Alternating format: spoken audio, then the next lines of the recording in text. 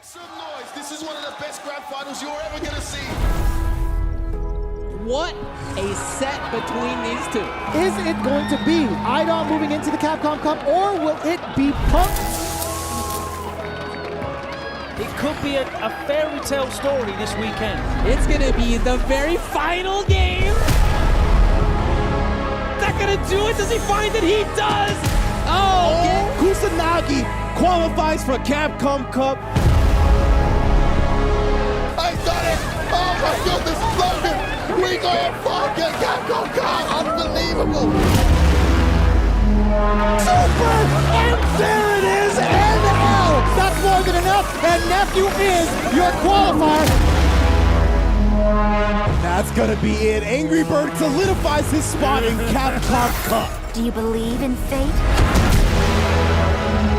Turn out, there it is, just like this, and Mago is your first qualifier. Exclaiming again who he is. I am Mago.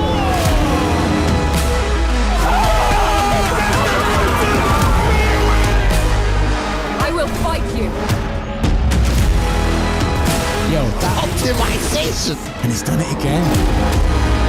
Could we really expect anything less? Find me better Street Fighter. I dare you. It's right here. You don't even have to go anywhere. I brought it to you. Dream matchup for Street Fighter 5, man.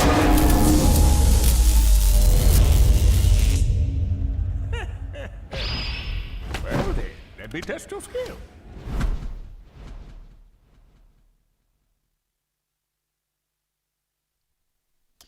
All right, everybody, and welcome back to another night of sets here on Capcom Fighters. You know the stream, twitch.tv/Capcom Fighters. Let everybody know we're live, and we're going to have a juicy exhibition for yourself tonight, or for you guys tonight as well. I'm going to be your host once again, Jammerz. We're going to have interviews, banter, jokes around with the guests and the minions. Speaking of minions, you know I can't do this by myself. I would, but I cannot. These guys, they're my partners in crime. We come as a three. We come as a trio. And we make sure they're live and well. Looks like he's got a different colored hat on today. Yo, I like it. It's winter color. It's Christmas season, man. Look at the snowmen on that. That's very cute, Veggey. You're looking very cute today. Thank you. You're looking quite cute yourself, Thanks. man. You know what I was thinking just before we started? Because I took a sip of a carbonated drink, and I was thinking, you know, carbonated drinks, they need to have more carbonation because they don't burn enough in their throat. And I hope that we can talk a bit about this with our guests later. But, I mean, other than that, excited, very excited. One of my friends is on the show, Mr. Mags. I don't know who you're kind of rooting for today, but I'm definitely going to have a slight bias. Unless he says something wild about Birdie, then we might change our opinion. Who knows? Maybe we can get something out of him. But yeah, obviously we got to give thanks is due, because we got to thank this lovely gentleman next to me here, because he did say when we were sorting out our upcoming fight cards, he said, "Yo, Jammerz, I got one I want to put in there."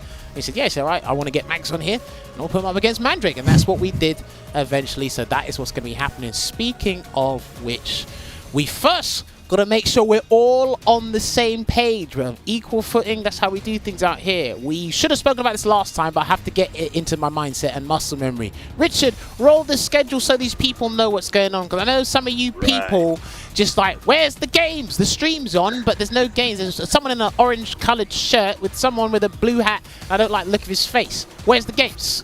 That's what's going to happen here. As you can see, this is our new schedule. This is how things go around. So this is it. We have a general talk. In general, we're catching up with things, everything Street Fighter, CPT, any invitationals, you know, character updates. Obviously, there's no more character updates, whether it be balance updates, so on and so forth. But we do that for the first 15 minutes. And then for the next 20 minutes, we talk to our guests wherever they may be in the world. But today we're going to be having Mags and Mandrake and talking all things about Street Fighter and some other things for them for the next 20 minutes. And then at 2 p.m. PST or 10 p.m. UK time, that is when we have the first 10 set up. And that's where you'll get your juicy action with this. And we're going to be most likely seeing Birdie versus Europe. But that is how the schedule for sets normally runs. If anything is subject to change, we'll let you know on social media before we tell you on the show beforehand. But Speak of the devil. Yes, there it is. Ladies and gentlemen, this is what you're tuning into tonight. We had Mags over the weekend for the Midwest 2 CPT, put an amazing performance.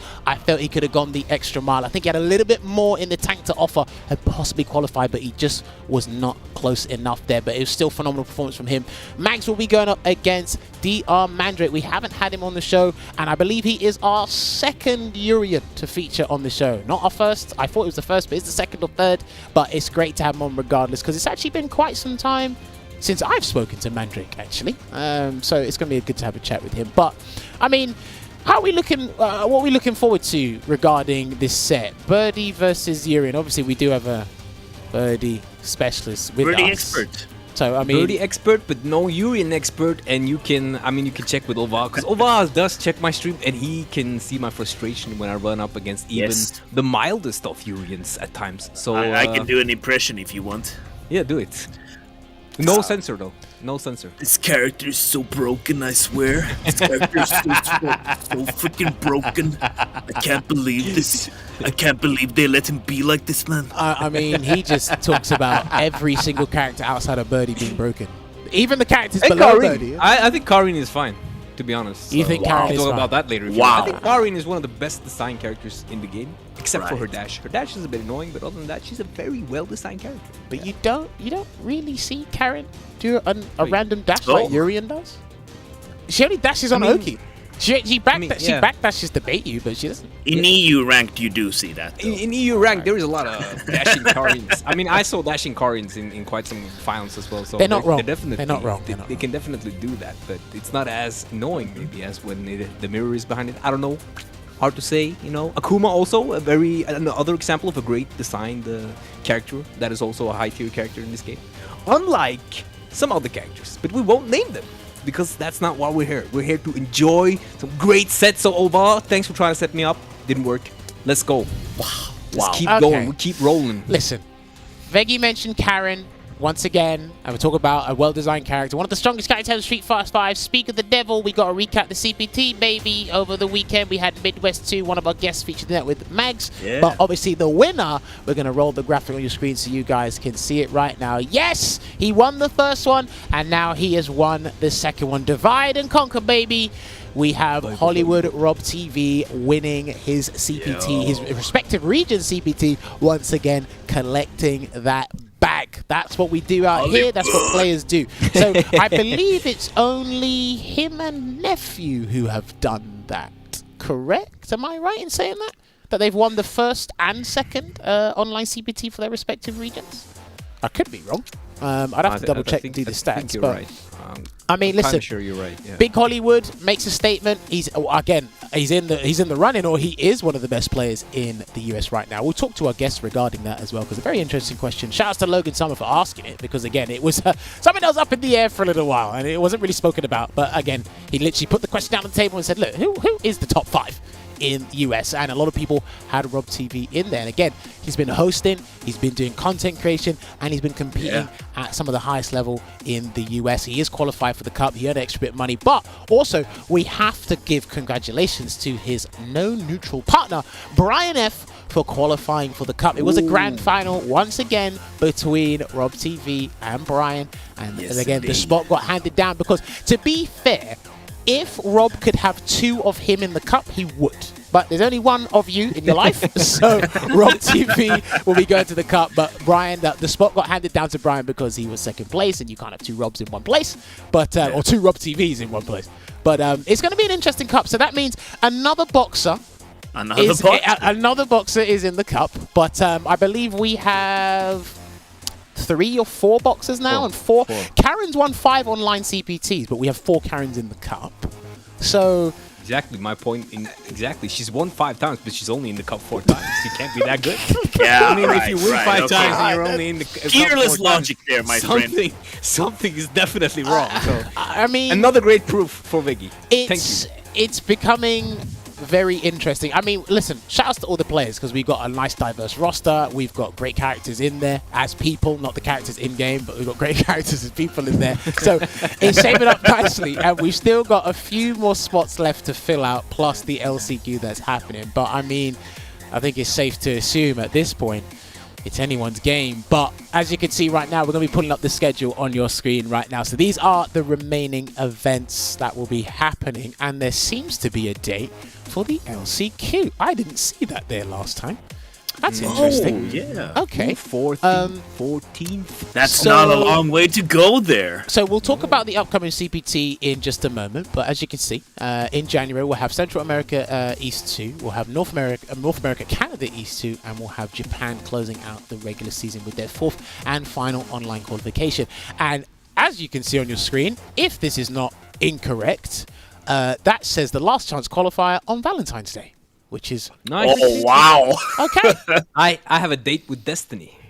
Yo, okay, I like that. That is poetic. So Okay, yeah, I mean, I'm kind of curious. Personally, I'm kind of curious to see who is actually going to attend the last chance qualifier internationally, because it's wherever it's held.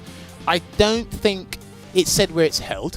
Wherever it's held, I imagine obviously your local residents who play Street Fighter 5 over there are going to go. But I'm kind of curious to see who will go internationally if they really want to be in the cup, or they'll take those chances, so on and so forth. But I mean, Veggey, what do you think about it? I think we might be seeing the biggest, depending of course how the situation with Corona goes, because you have this new variant thing right now that might be worse, might not be worse. So we don't know about that. But if it's like the way it was a month ago, I think you might see the heaviest tournament, perhaps even heavier than, I can't be heavier than the CPT, because the CPT will have some insane players, but it will be up there as close to as heavy, I'd say, as the CPT itself, if the people actually go. It's been a while now. It has proper, like, it's an offline tournament with a real incentive because it's the cup qualification. I think we're seeing potentially the first huge offline event open bracket, outside, right? Yeah, open bracket, yeah, before. So that is a possibility depending on how things evolve, of course. I'm hoping, as everyone else is, it's going to evolve in a good way, and we might get to see that crazy bracket where you meet someone like John Takuichi round 2. So that's gonna be sick. Yeah, could be. I mean, John T. Shout out to John T. How do you feel about LCQ coming up? You think it's going to be probably the biggest offline tournament, as Veggey said, that we've seen in a little while, post-pandemic era, of course? Or I definitely agree with that statement and that theory. I feel like people are very hungry to get into the cup, and I feel like a lot of people are probably preparing for that. They've probably been, waiting for that, preparing for that, because it has been, scheduled for 2022. So a lot of people probably were thinking that, okay, the situation might be very different in a more positive way, and hopefully it's going to be so. But I do feel like, even though with everything going on, I feel like a lot of people will be there internationally as well, because I feel like that's going to be a great experience for anyone who attends that, and it's offline, so that just goes without saying. Well, I mean, outside of the dates that was announced, or at least put on the website, I think there's still to be determined where it's going to be and all other further details as to what platform it's going to be on. But do keep an eye out for that. I'm sure Capcom Fighters or Street Fighter, respectively, on their social media outlets will let us know as soon as possible there. Now, speaking of the first thing we saw on the schedule there, Richard, roll the next graphic on screen. Say no. Yes, there's more CPT action happening this weekend, and it is happening in my backyard, or I should say, our backyard. Yo! Yes! This is gonna be sick! It is probably one of the most highly anticipated online CPTs for more than one reason. I will just put it that way. And yes, there's more people signed up than there was last time. And please remember, the 3 favorites, Problem X, Hurricane, and Infectious, didn't qualify last time. They are in the bracket. Forfills is not in the bracket because he'll be representing UK in Singapore this weekend, I believe it is, for the invitational he did with Ryan Hart. Shouts to Ryan Hart earlier this year. So Forfills is not in the bracket. But there is a ton of names in that bracket. You got Shax, Problem X, Infectious, Broski, Hurricane. Yes, someone asked ISTD. Yes, ISTD is in there. We have got Gunslinger. We have got Muscle Noob. We got Jones. We got Shivs. There is a ton of names in that bracket that can make the top 16, but there can only be one person that qualifies for the cup. So it's anyone's game, and I can tell you that much. It's going to be interesting. Heck, even I had a little bit of time, and I put my name in the bracket as well. I was just going to ask that. Yeah, let's go, Jammerz. Of course, you have your minions. Your boys are going to cheer for you, so don't worry, we got your back. We do. We're gonna be big cheering, and we're gonna be cussing any opponent that might potentially beat you. We will heckle them, maybe even go to. What's that thing when you ping someone so much that they can't even? What's that called? You know what that is? That what they do to the Blizzard servers all the time. DDoSing. DDoSing. We'll DDoS your opponents. Let's go. Wow. Okay, you can do that. Bro, yeah.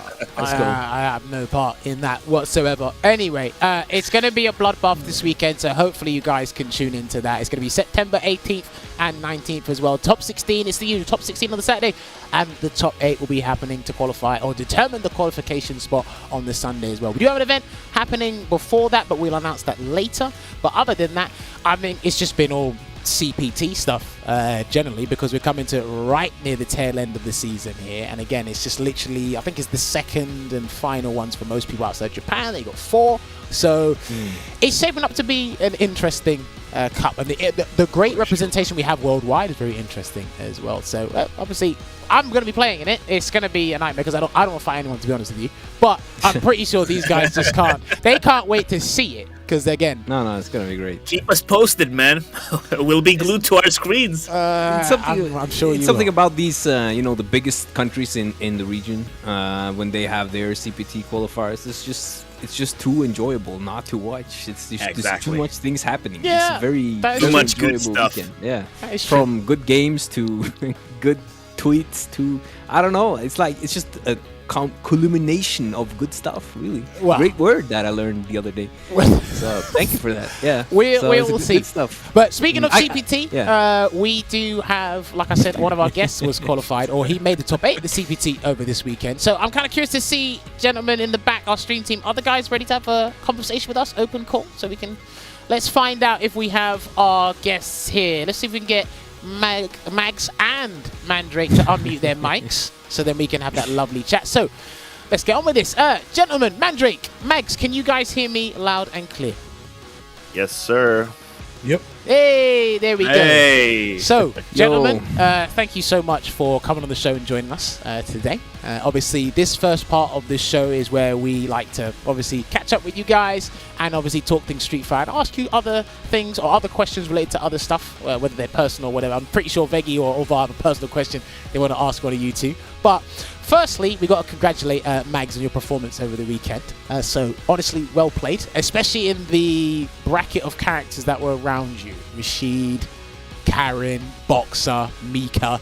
There was a lot of characters to deal with as a birdie player, so that must have been a wee bit stressful. Maybe not, but I mean, overall, judging by your performance, how do you think you did over the weekend, Mags? I did okay. I definitely felt like I could have done better though. Like I really felt like I had a shot to at least get to grand finals, but it is what it is. Okay, fair play. But when you say at least get to grand finals, does that does that insinuate that you struggle against Rob TV these days? Since you No, I mean, get to grand final? I think me and Rob, we haven't played a lot this season, but I felt like I could do okay against him. You know, Okay. it's a pretty decent matchup for Birdie, so you just have to be on point, really.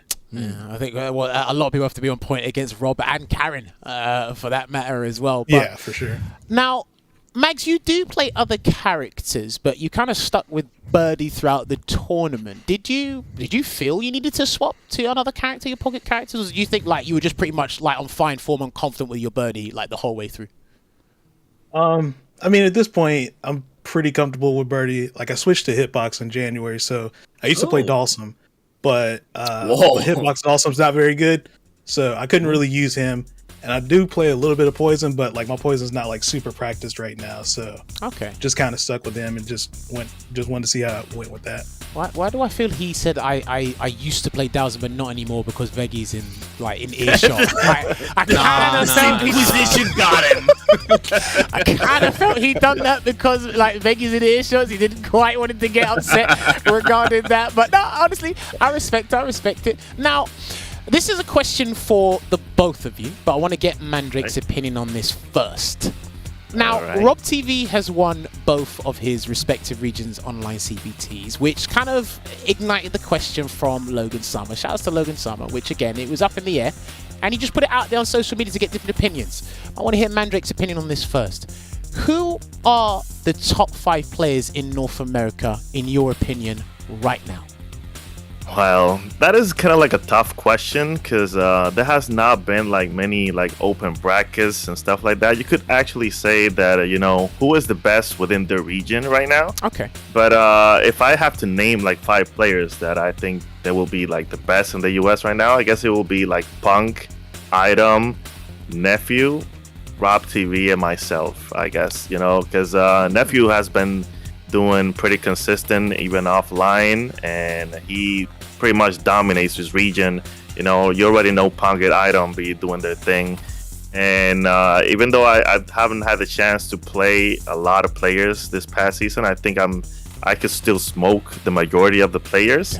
And Rob dominates the Midwest pretty much free. Like, he didn't lost like barely any games winning CPT, so I would definitely have to put him out there. You know what I mean? Okay. Do you know what? I respect your opinion, and I respect that you put yourself in there as well. Yeah, I like that. But Of course. no, honestly, Don't be listen. afraid. I think more people should be kind of have that, not so much cutthroat mentality in terms of like questions and topics like this, but it's like, if you feel you're that confident, or as Rob would say, I'm that nice, then please, like, big yourself up. Look, if you're not your own cheerleader, no one else is gonna cheer for you. That's how I say it. But That's big true. Mags, what about you? Who do you think, in your opinion, if you could give your top 5 in the US right now? Well, I think like the obvious picks would be like Punk, I'd say Rob, Nephew, and then for the 5th, I saw a lot of people that weren't really talking about him, but I feel like Arturo probably should be on there, just for like how he's been doing like during the whole pandemic. To be honest, like he's leveled up a lot. So wait, is it because the screen, the 480 hertz screen, is that the reason? I mean, I'm sure that's part of it, but yeah, I mean, like, he's been grinding, man, like this entire pandemic, like just entering online tournaments all the time. Yeah, and Sim's been getting better every season, so I think it just kind of perfect. Do you know what he brings up? Do you know what he brings up Arturo? And I had a very long phone call with Problem X the other day, and we were talking about Mandrake, your upcoming CPT, the North American East coming up, and we're like, it could be Idom that wins it, but we said, like, Arturo's been getting him like a couple of times recently. So do you think there's a strong possibility that Idom might not qualify for the cup in a couple of weeks' time? I do believe so, because you already know Punk is going to try to gatekeep everyone in that CPT. And like, I don't be losing sometimes to like Art and Shine as well. Yeah. So he's not going to have like a free ride to grand finals. So there could be an upset. Like, you already know RB cheating with that 500 hertz monitor, overclock his controller and stuff like that. Yeah. So you don't know what you expect, what you'll be expecting. So it could be an upset for sure. Sometimes I be getting Item myself when I'm playing at my best. I feel like I could beat him. Okay. And I didn't do that bad the last time on the last CPT, so I don't. It might be, we might not get Item for the CPT for sure. All right, listen, I can't wait to watch your second and final CPT call. All right, listen, especially in the environment we're playing in right now, nothing is guaranteed. And there's tons of players that are fantastic. You got to keep an eye out for that. Now, another question I have for the both of you, because again, another topic that crops up a fair bit. Obviously, when we see a player qualify for the Capcom Cup, we look at their character before we look at the player themselves. Rob TV plays Karen. Karen has won 5. I think she's won 5 CPTs this year, but there's 4 Karens in the cup. Now, a lot of people have the argument, and it's a very strong argument, of Cammy being the best in the game, but there's still a few areas where if you ask a couple of people, Karen might be the best in the game. Mandrake, do you feel Karen could be the best in the game, or do you disagree with that? 100%. I'm sure she's like top 2 or the best in the game. She has like a bazooka on her low forward. Like, you get hit once and you pretty much, you have to take a throw because you're definitely not teching afterwards. Yep. So like Karen is really good because she could be a little bit more random. But when you have someone that plays Karen and plays that Nuge, plays solid, is definitely a threat, because you can't like approach her and you can't jump. She has good anti-air, she has good response, she has a 3-frame and a reversal, and it's really difficult with that low forward. That is some people say it's hard to hit confirm, but it's not that hard. Come on, it's been a couple of years, so PC with 144 hertz, you have to get that's cap.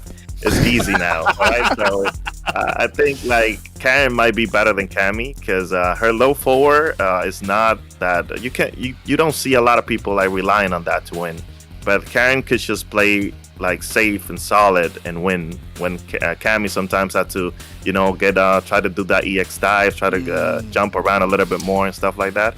So I think like Karen is definitely a best character for sure. Yeah, she has obviously good matchups. We were before we went live and spoke to our guests, we were actually talking, myself, Mandrake, Mags, and the others. We were talking about this, and it's like, I think if you look at like tools, if you look at their tool sets on paper, yes, Cammy's got a dive kick, she can change the jump up multiple times. Yurin's got Aegis Reflector, Rashid can jump off the wall, Dalston's got he's got a V trigger that's a 1 bar VX meter, but it seems that we're still, as players, we're still losing to fundamentals. We're still losing. Yeah, we're still losing to that. So the thing is that like Karen, I'm sorry to interrupt. The thing is that Karen can have like the same plan for every character in the cast and win. Okay. When like other characters, they have to adjust. When Karen just will do the same thing and win. You know what I mean? Yeah, There's I totally a few adjustments, but like she has the same plan. She's trying to get you with that low forward, and that's it. You're done. For sure. Mags, what about you? Do you think Karen is the best in the game, or do you feel it's Cammy or somebody else? I don't know. I feel like kind of torn on it. Like, I feel like both of them kind of just rotate spot for best in the game, because they both are like really strong characters, and like their playstyle is like generally pretty simple, and it's really up to the player skill to really take them to that level. Okay, fair. Veggey, I have to ask you, because again, you obviously chill with and you train with him a lot. Phenom is a Karen main, and he's been dabbling with Cammy. You dabble with Cammy yourself. How do you feel about these two characters, or do you feel one of them is the best in the game?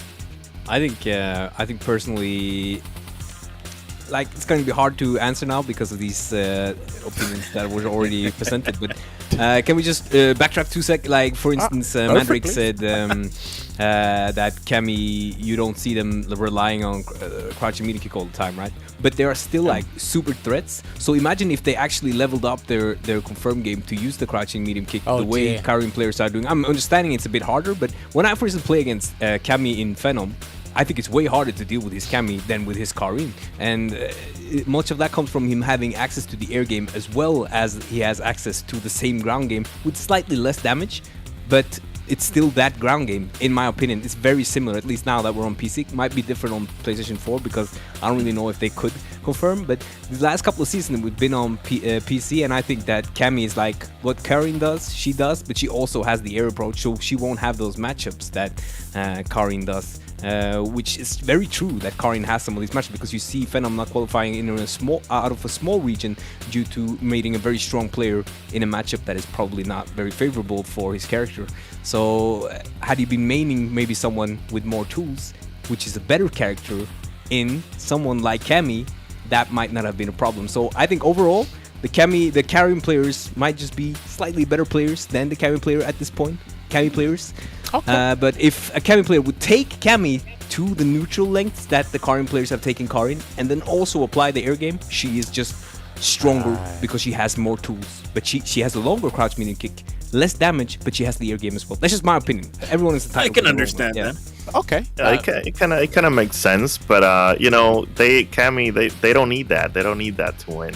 And even still, like, if you get hit with that low forward, and that drill, it's not that scary when you get like knocked down by Karin, because you already know that throw is gonna take you to the corner, and like it's a tough spot to be in the corner with Karin's pressure. I feel like she has like better pressure and better confirm. She has a lot of damage. That EX Orochi, I've been saying forever, they need to nerf that damage. The damage is that? I mean, the damage is very good. It hits too hard. So when like Cammy has to like hit you more times, and Cammy will just end your life in 2 hits. Well, I think needless to say, if you have a bad round start against these two characters, you've probably lost the round. That's essentially how it goes. But now another question I got for Mandrake as well. This is pretty much regarding your YouTube channel. Now, a couple of months ago, you did a tier list on the most downplayed characters. Oh yeah, that was good. Now, that's probably one of the funniest videos I've watched this year. I'm not even trolling. That is probably one of the funniest videos I've seen this year. Now, when it comes to that sort of thing, is that something you'd want to do more in terms of content creation in the FGC? Kind of like, oh, I'll make a tier list, but not in terms of competitiveness. Let me tell you the real stuff about people who don't respect their characters or other people's characters and whatnot, because I found that absolutely hilarious. I mean, what spurred that on that you wanted to do the most downplayed tier list? I mean, it's just that you get into Twitter. Some days you log into Twitter and you see like, oh, people be downplaying Dawson. Some other day they be downplaying Karen. And some look at Hurricane in the chat right now saying that if you miss look at him. He's saying like if you miss a confirm, you lose for 100 damage. Come on. Oh my god. So you already know what's in people's mind. They be downplaying too much. And I'm like personally, I think like doing a regular tier list of Street Fighter 5 right now is very difficult because we have not been competing like between each other, right? Between all the regions. So it's like region lock right now. It's so hard to actually make an accurate tier list. So I just decided to do something, that had been like a topic in the FGC and to make it a little bit more fun instead of just doing a regular tier list, because for me that is just impossible to do right now. People be saying like in Japan right now, they say like Urien is the second best in the game, but he don't be winning anything right now. I don't know if they doing that just to make fun of the Urien players. They'd be like, oh, this character is like S tier plus, and like when you see at the CPT bracket, they don't even make top 8. I'm like, what is happening? Is this a joke? Oh my. Do you know what? No, fair play, because I feel, again, Rob TV is a huge advocate of this, so is guys like Brian F, Sajam. It's like the direction they've taken content in terms of the FGC. It's more kind of not like serious, but it's more relatable, and it's like, right, let me just go on with current topics. And again, out of a lot of the videos and content I've seen, when you put that video up on social media, I was like, yes, I can vibe with this one. Most downplayed characters, because then more people would jump on that than you realize. Now, if you had the chance to pursue content creation, would you take that up? I think you'd be pretty good at doing it, to be fair. I think you'd hit people with a sucker punch. You'd surprise people with content they wouldn't expect that would come from Mandrake. Yeah, for sure. I think that for me is like the way to go. I like to like entertain people. I would like for to have to make like a topic that could be discussed between the community and stuff like that. So like doing some other type of content creation. There's a lot of other content creators that are doing their thing and they're doing like similar stuff. So if I were to pursue like content creation at my the fullest, I will probably try to think outside the box. Maybe try to do something that the whole community could enjoy and discuss. You know what I mean? Big old deal. Yeah. But if you ever get that chance, listen, I'm down to support, because again, that video was one of the best videos I've seen this year, and it definitely made me laugh like 10 times over. Actually, a follow-up question regarding that topic of that video. How do you guys feel, both Mags and Mandrake? How do you feel about Luke right now? Is he downplayed or is he overplayed right now? So we can start with you, Mandrake. I honestly haven't had the chance to play Luke that much because I was getting ready for CEO, so I didn't want to like spend too much time playing Luke. But I did play a Luke earlier today, and I didn't know what he was doing, and he kind of got me. I was a little bit salty because all he did was jump around, and I feel like that jump arc is very annoying. But I think he's solid, but I don't think he's that strong as a lot of people say. But he looks solid, but not super strong. Okay. Max, what about you? How do you feel about Luke? My experience with him has been kind of limited. I think I've played a few sets against Automatics, Luke, and just kind of a few others in rank. But to me, he seems good. I don't think he's like... I know people are saying like top 10 right now. I'm not seeing it yet. It could just be like I just haven't had enough exposure to him yet. But he seems like a good character, but not like I don't get, like Seth vibes, like, season 4 Seth vibes from where it's like everybody's shivers. Okay. Yeah. Okay. Fair play. Obviously, again, it's still relatively early to say, but again, with the reception he got from a lot of the community, we can see his strengths, some of the weaknesses. Obviously, we just need to delve into more of the matchups over time. And shouts to Jibbo as well. He's been putting in a lot of work with the character, and make sure you follow his Twitch channel to find out more about Luke as well. One last question before we go to break. This is directed towards Mags, and Veggey would be upset if I didn't ask you. Is Birdie bottom 3? This is where he's gonna go in on I know it's a complete lie, but I want to hear it from the horse's mouth. Max, is Birdie bottom 3? I think Birdie is probably like smack dab in the middle of the cast, to be honest. So like, shut your mouth, Veggey. He's not. Hey, I'm down here. I'm down here. They're doing you dirty, man. I'm down here. Don't scream over there. No. Max, please continue the answer, please. Sorry. I think that his core game plan is still the same. It's just a little bit weaker. So like the big issue with Birdie previously was he had very strong anti-airs, very hard to whiff punish normals, and a lot of damage. So like the thing was they nerfed his normal, so he's easier to whiff punch, but they also went with his anti-air, which it's annoying. It's annoying, you definitely have muscle memory built up from all these years. And it means that the way you have to play now is a lot more conservative. So you can't swing as much. But he's still like super good at whiff punishing. Like that's the thing. Like if you adjust it a little bit, you can still do okay with him. I think he only has like a handful of struggle matchups where it's like you literally have no way to win other than just getting lucky. But against a lot of the cast, I feel like you could pretty much win. It's just the struggle matchups are the struggle matchups, and you really just got to get lucky against some of these characters. See, I like Mags' opinion. I don't like Mags. I never told you. I don't like Veggey's opinion because he just gets upset all the time. And do you know how I know? He doesn't like the truth. No. Do you know how I know that Birdie has amazing whiff punishes? Mags, you've seen it. Veggey sings while he's whiff punishing people. He does! Like, he literally sings God knows what R&B song from the 2010s, and he's whiff punishing people like it's easy. That's all I'm saying. No, but that is easy with Birdie. That is very easy with Birdie. Whatever. That's just my opinion. Anyway, I don't want to tell this. That's his strength, though. That is a huge strength he has. Good, and it shouldn't be a strength that allows you to sing while doing it. I think I could sing and whiff punish with Colleen too, though. To be fair, how much should I bet? Stan like probably, yeah. We gotta see that though. I mean, I have some clips whiff punishing with Luke while singing, so it's just a matter of what song, really. So. Maybe you're just that amazing with player. Who would have thought? Anyway, I'm not. I don't want to drag this out for too long because we must go on a break to make sure the people upstairs are happy. But ladies and gentlemen, thank you for sticking with us. When we come back from the break, we are going to be doing the first of 10 between Mandrake and Mags. See you in a couple of minutes.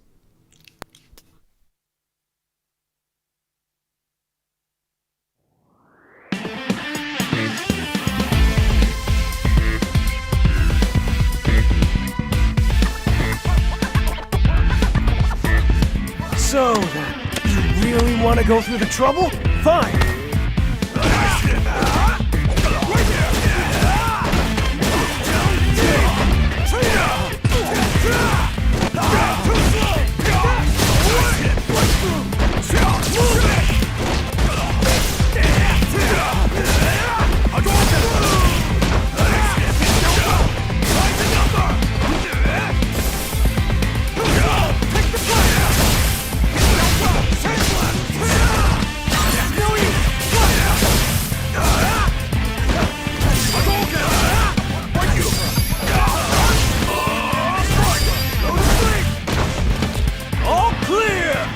Easy mode too much?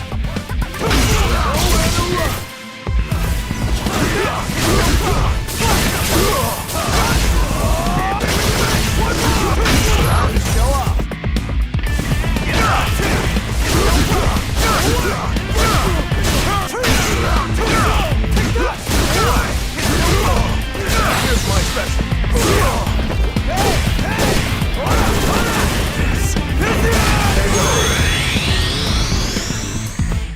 Sucks to be you. I'm always ready for a fight.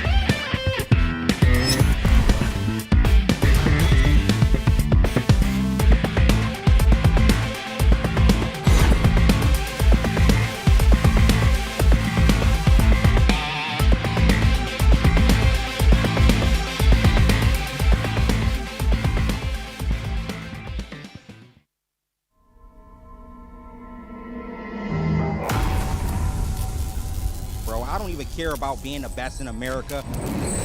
I'm the best in the world. We are here for the final event to see who wins Street Fighter League. We are excited to come back and play. It's gonna be the biggest showdown.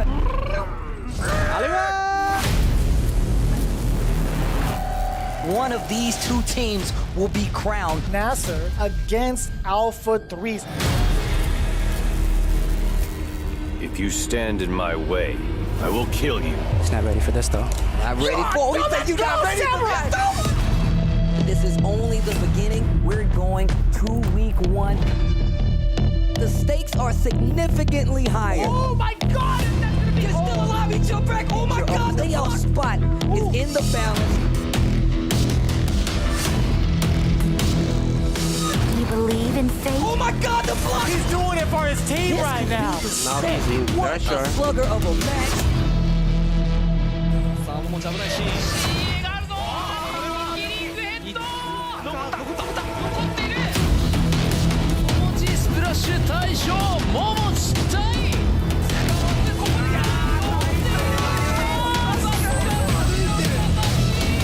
I'll end you quickly. I'll show you. Street Fighter World Champion. I dare you to find better Street Fighter. I dare you. Steve. Oh, What's happening? It's so good.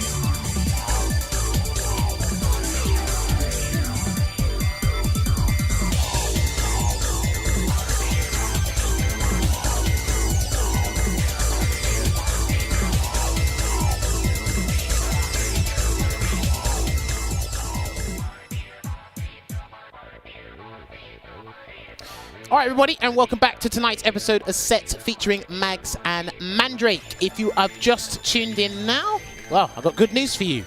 The set is about to start, and it's going to be a first to 10 between these two. Mags had a great performance over the weekend. Mandrake, we haven't had him on the show, and his upcoming CPT to qualify for the finals is upon us, so it's going to be very interesting. But yeah, we're going to jump straight into this, of course, because I am very curious to see how this actually pans out, especially in terms of having the US perspective from this, because I did see this matchup happen with Veggey and Olvaha in Veggey's respective CPT, but I want to see a different angle from it. So Veggey, how are you feeling about this one in terms of matchup wise? Can win in this match. I think everyone has to deal with the mirror of Urien, and that mirror is very annoying, and you can feel so hopeless at times and feel so robbed. But it's just the way the character is. But if there's a I don't think that Birdie has any struggles in particular with Urien. Any more struggles than other characters. I feel like they both can win. Both of these characters can win, and I think that they're just two strong players. So I think it's anyone's game. It just depends on who has the matchup knowledge. Okay. We're getting right into it then. Oh, nice. Bullhorn. So, very start of the how crucial is it to make sure Urien gets deterred by throwing metallic spheres? Because Bullhorn's still pretty damn good against that, and a hurt box around Urien's hand is still pretty decent in terms of punching. Yeah, right? Yeah. I think it's that Fireball has a lot of recovery. No, I mean extended hurt box. So you just have to be ready. You don't react to the Fireball being thrown. You actually react to the crouching of the animation where he starts throwing the Fireball, which is it gives you a bit more time. Yeah. Also, Veggey, to continue questioning you for Birdie information, do you feel like V-Trigger 1 is the way to go in this matchup? Oh, for sure. Because you want to have that mobility and this kind of thing to deal with Urien, and you don't really get to play that much around with standing heavy punch. Great And I think I like that V shift there. It doesn't need. I mean, he's already used the V trigger, right? So it's very close now. But now I think that Max is in a very good position because any button would take it, and it's very easy to react to the fireball when you're in V trigger 1 because you have that armor and frame 2 fireball invulnerability, which you don't have anymore outside. So it's you're very favorable when you're walking in V trigger 1. Hey, there you go. So very nice bull. So far, he's shutting down the Metallic Sphere game like incredibly well. And again, like he's on a high, right? I know he didn't qualify for the CPT, but like he was actually playing out of his mind this weekend. Yeah, and like you brought up earlier, Jammerz, those aren't really easy matchups for Birdie either. Like what Max was playing yesterday. Ooh, nice bait though with that standing jab. You have to press kind of early, so you are susceptible to being baited. Let's see what's it gonna be. You gotta guess. Yeah. Again, he'll take that again because I think Birdie has 25 more or 50 more vitality than Urien. So there's a couple of times where even when the mirror's out, I feel he can take a throw and see what the reset's going to be. Okay, dude, getting the V trigger activation. He misses the medium punch bullhead, but it doesn't matter because you're in that V trigger 1 and you can just stop anything by just the release of a button. Great first round from Max. That's powerful. Powerful stuff from Max there. Yeah, because I think just looking at that round alone, it was just a case of, right, neutralize the Metallic Sphere game, have your anti-airs on point, and then again, we saw Mandrake with a Coral Kick and a Charge Stand Hard Punch, and Max felt incredibly comfortable dealing with that, so... Oh, wow, I like that empty jump from Max there, because, like, Urien relies on his crouching fears for the anti-airs, so that's something that Max can definitely abuse. Yeah, and I was so unfortunate. Didn't expect to get the hit there, so the stand light kick, too many plus frames, goes a bit too early for the command throw. Nice, and standing medium away. punch. Oh, yeah. Why is he going with chewing time, Veggey? You don't. It's really easy for Urien to neutralize V-Skill 1 after EX moves when you get it out. So chewing time, you can eat or you can get the ball out, so you get to use something. You get a lot of corner carry from that. V-Skill in itself. But you know what I think is the good answer from Urien is actually to just charge up his V-Skill too whenever you throw that that bubble gum. That's what Lohi started doing. To kind of neutralizes the advantage you get because then you could stop that forward approach. You hear that, Lohi, my boy? You're clouded. Oh, he went for the mix-up, but guessed correctly on defense, Mandrake, and he's going to throw another fireball and get himself in trouble. Like, I'm telling you, man, if this was tournament, he'd be making a swift exit because the Metallic Sphere. Listen, it's early rounds in this first to 10, but I think you want to get that out of your system now rather than later. So, yeah, that's very true. I also think that Max has a training partner in Rushdown, and they play a lot, or at least I've seen them play a lot when I used to like check out these matches. So he's very prepared for it. I don't know who Mandrake is preparing with, maybe with Mena, I'm not sure. But as you see, Max is just ready for any button approach. You can't really whiff against Bird. That's his main for the ages there, but oh wow, that was a really nice beat reversal from Max. Oh, all the way back into the mirror once again. Nice. Crouch Fierce, that is punishable. Yeah, that is punishable, but I don't think you'd have got a full combo regardless of what he had because he had no resources in the tank. Gets hit with the Fierce. Yeah, he didn't have resources to convert into the second ages there. Oh, nice buffer there with the standing. Oh, and the delay picks him up. Oh, the throw, and it was a good decision. Kind of. That was a tech throw with that plus frames again, this time on Mandrake's side. Yo. Do you know this what? Is looking like a quick exit. It was, this has happened so often, especially this year. I don't think we would have seen it happen this much in an offline environment where you go to meaty someone, they backdash, they get hit, whether it's a counter hit or whatever, then you throw, you'll throw wrist, and they back throw you, and it's just like, damn. Yeah, it feels bad every time, all the time. Every time, all the time. And you can see that sick hitbox movement from Max. Yeah, there's no neutral movement. There's only back and forth. There's no standing in the middle. Oh, he finds that backdash though. Oh, he missed. Oh, and just barely outranges that EXSPD. Metallic. That button is so damn good. Crouching Fierce. That's got so much utility. Lovely whiff punish there with the stand medium punch. Nice reversal. Get some space here. Yeah, but that's also... I'll go for it. Sorry. No, go for it, you. No, I was saying Max has been utilizing his V system really well so far. Yeah, nice. With punish on the standing medium punch, though. What's it gonna be from Mandrake? Oh, he finds the shimmy, and this is such a dangerous position to be in. Oh, and okay, eats up. Oh my goodness! Yeah, it's over. That does not feel good. when he gets slapped in the face like that. Great like a recovery from Mandrake, I'd say, in this round. Yeah. And I think Max using that reversal kind of put him in a spot where he doesn't get to bully the end of the round anymore, since he will be harder to get the activation. So I think that was a good thing kind of for Mandrake. Oh, he's still playing with fate here by throwing those metallic spheres at a very dangerous range. And even if you throw this far away, like, I feel like Birdie can do something to get out of it. I feel like Mags is playing the range game perfectly here. Of course, Mandrake has some very nice counter buffers with the standing medium punch, but honestly, Mags has been getting a lot out of this. Like, he knows the matchup really well, I feel. Oh, first headbutt of the set. There we go, we'll take that. It looks like he actually wants this game. So. Yeah, needs more of that Lohi stuff, the EX headbutt. I mean, Lohi, not against birdies, though, because Lohi is very chill against birdies. Well, I mean, here's the thing that's Birdie's been really good at against a character like Yuri. He's very good at, like, shutting down EX moves, I feel. Like, EX violent knee drop, crouching medium punch, the tackle, you can pretty much block that for the most part, and then make him spend meter. The heel, bringing it down on Mandrake's skull. But if I was to give like feedback right now on Mandrake's approach to the match, it would be to do less of these buffers, because every time you're buffering, you put yourself in a whip punish situation, right? And that's what Birdie shines at. So every time you kind of do that in medium punch range, you're giving Max the only resource he needs for that win. He's been really listen. He's been like, you know, 3 for 4 so far on those Veggey. So I mean, if he can get Max to press the button before him. It's all a matter of patience in the neutral, especially the mid-range for a lot of characters in this game. Yeah, but it's so scary. Look at that. There you go. Yeah, it's not something you want to do too much at that range where that slam medium punch will connect. It's very dangerous. And now it's a great... Will we see the command throw at this point? And we see it. He's actually ready with the back dash. You know what? He wasn't ready, but he's going to get the round anyway for full conversion off of the counter hit stand medium punch. That was brilliant. That was That was like well-deserved. That was well-deserved from Mandrake. He read the command grab perfectly there. And what you know what I'd like to add to that is that if you saw the Max meter there, it was almost super, right? And he had armor on anything, right?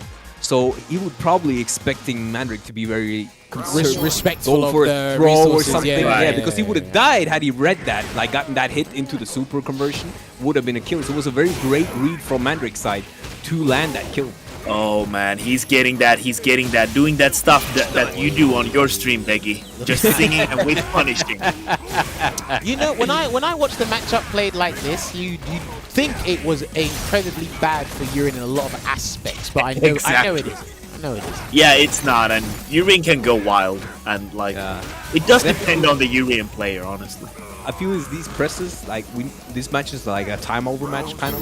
It has to go very far, use a lot of time before pressing. I think is the approach to this match. But not doing a lot is really good for Birdie. The less you do, the more you can kind of just the game that out.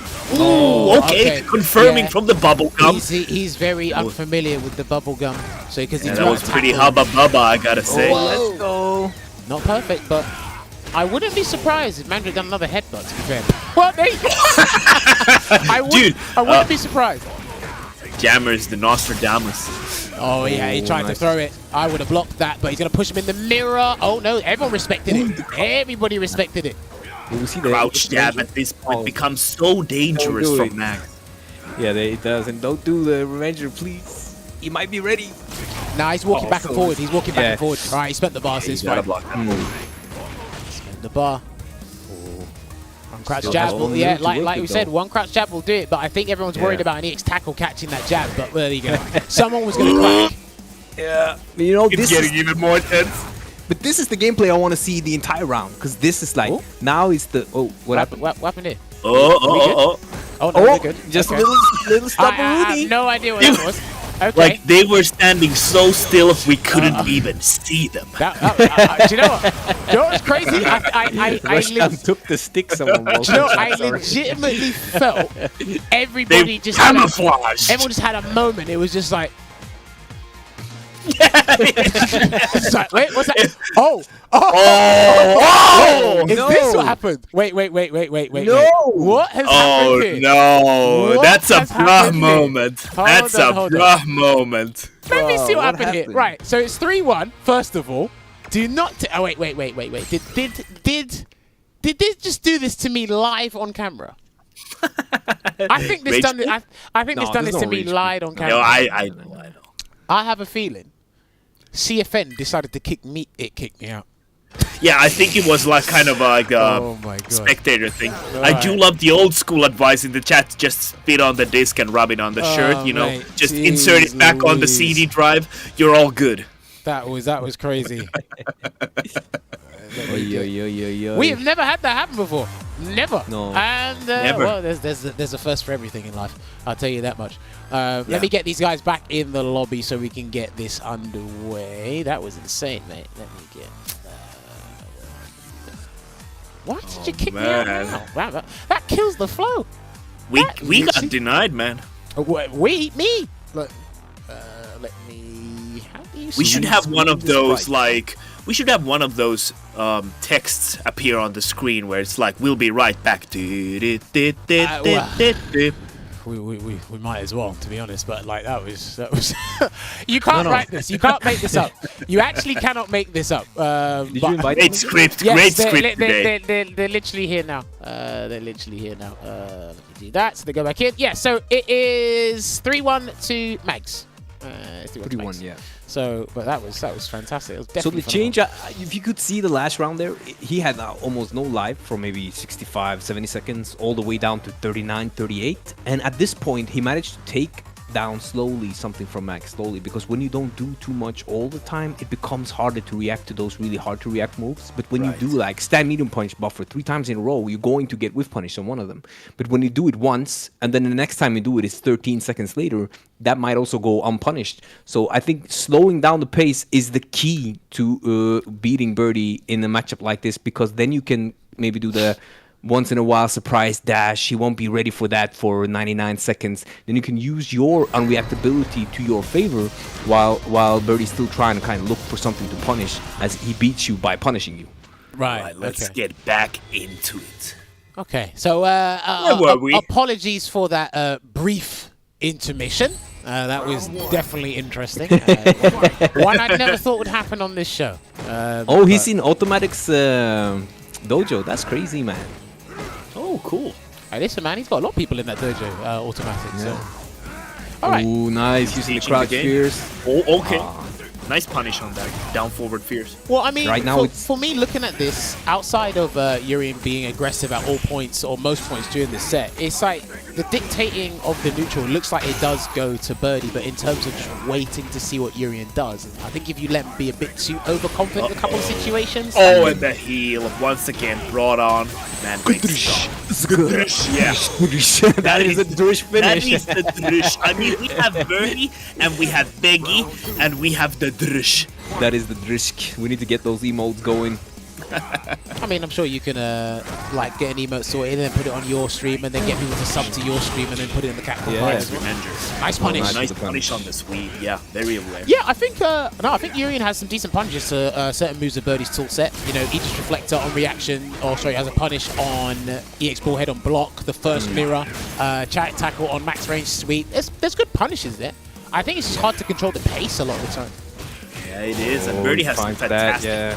Like, even though he's easier to whiff punish, I don't think he's like the easiest character to whiff punish. Oh my god, this man is stunned. That is the round.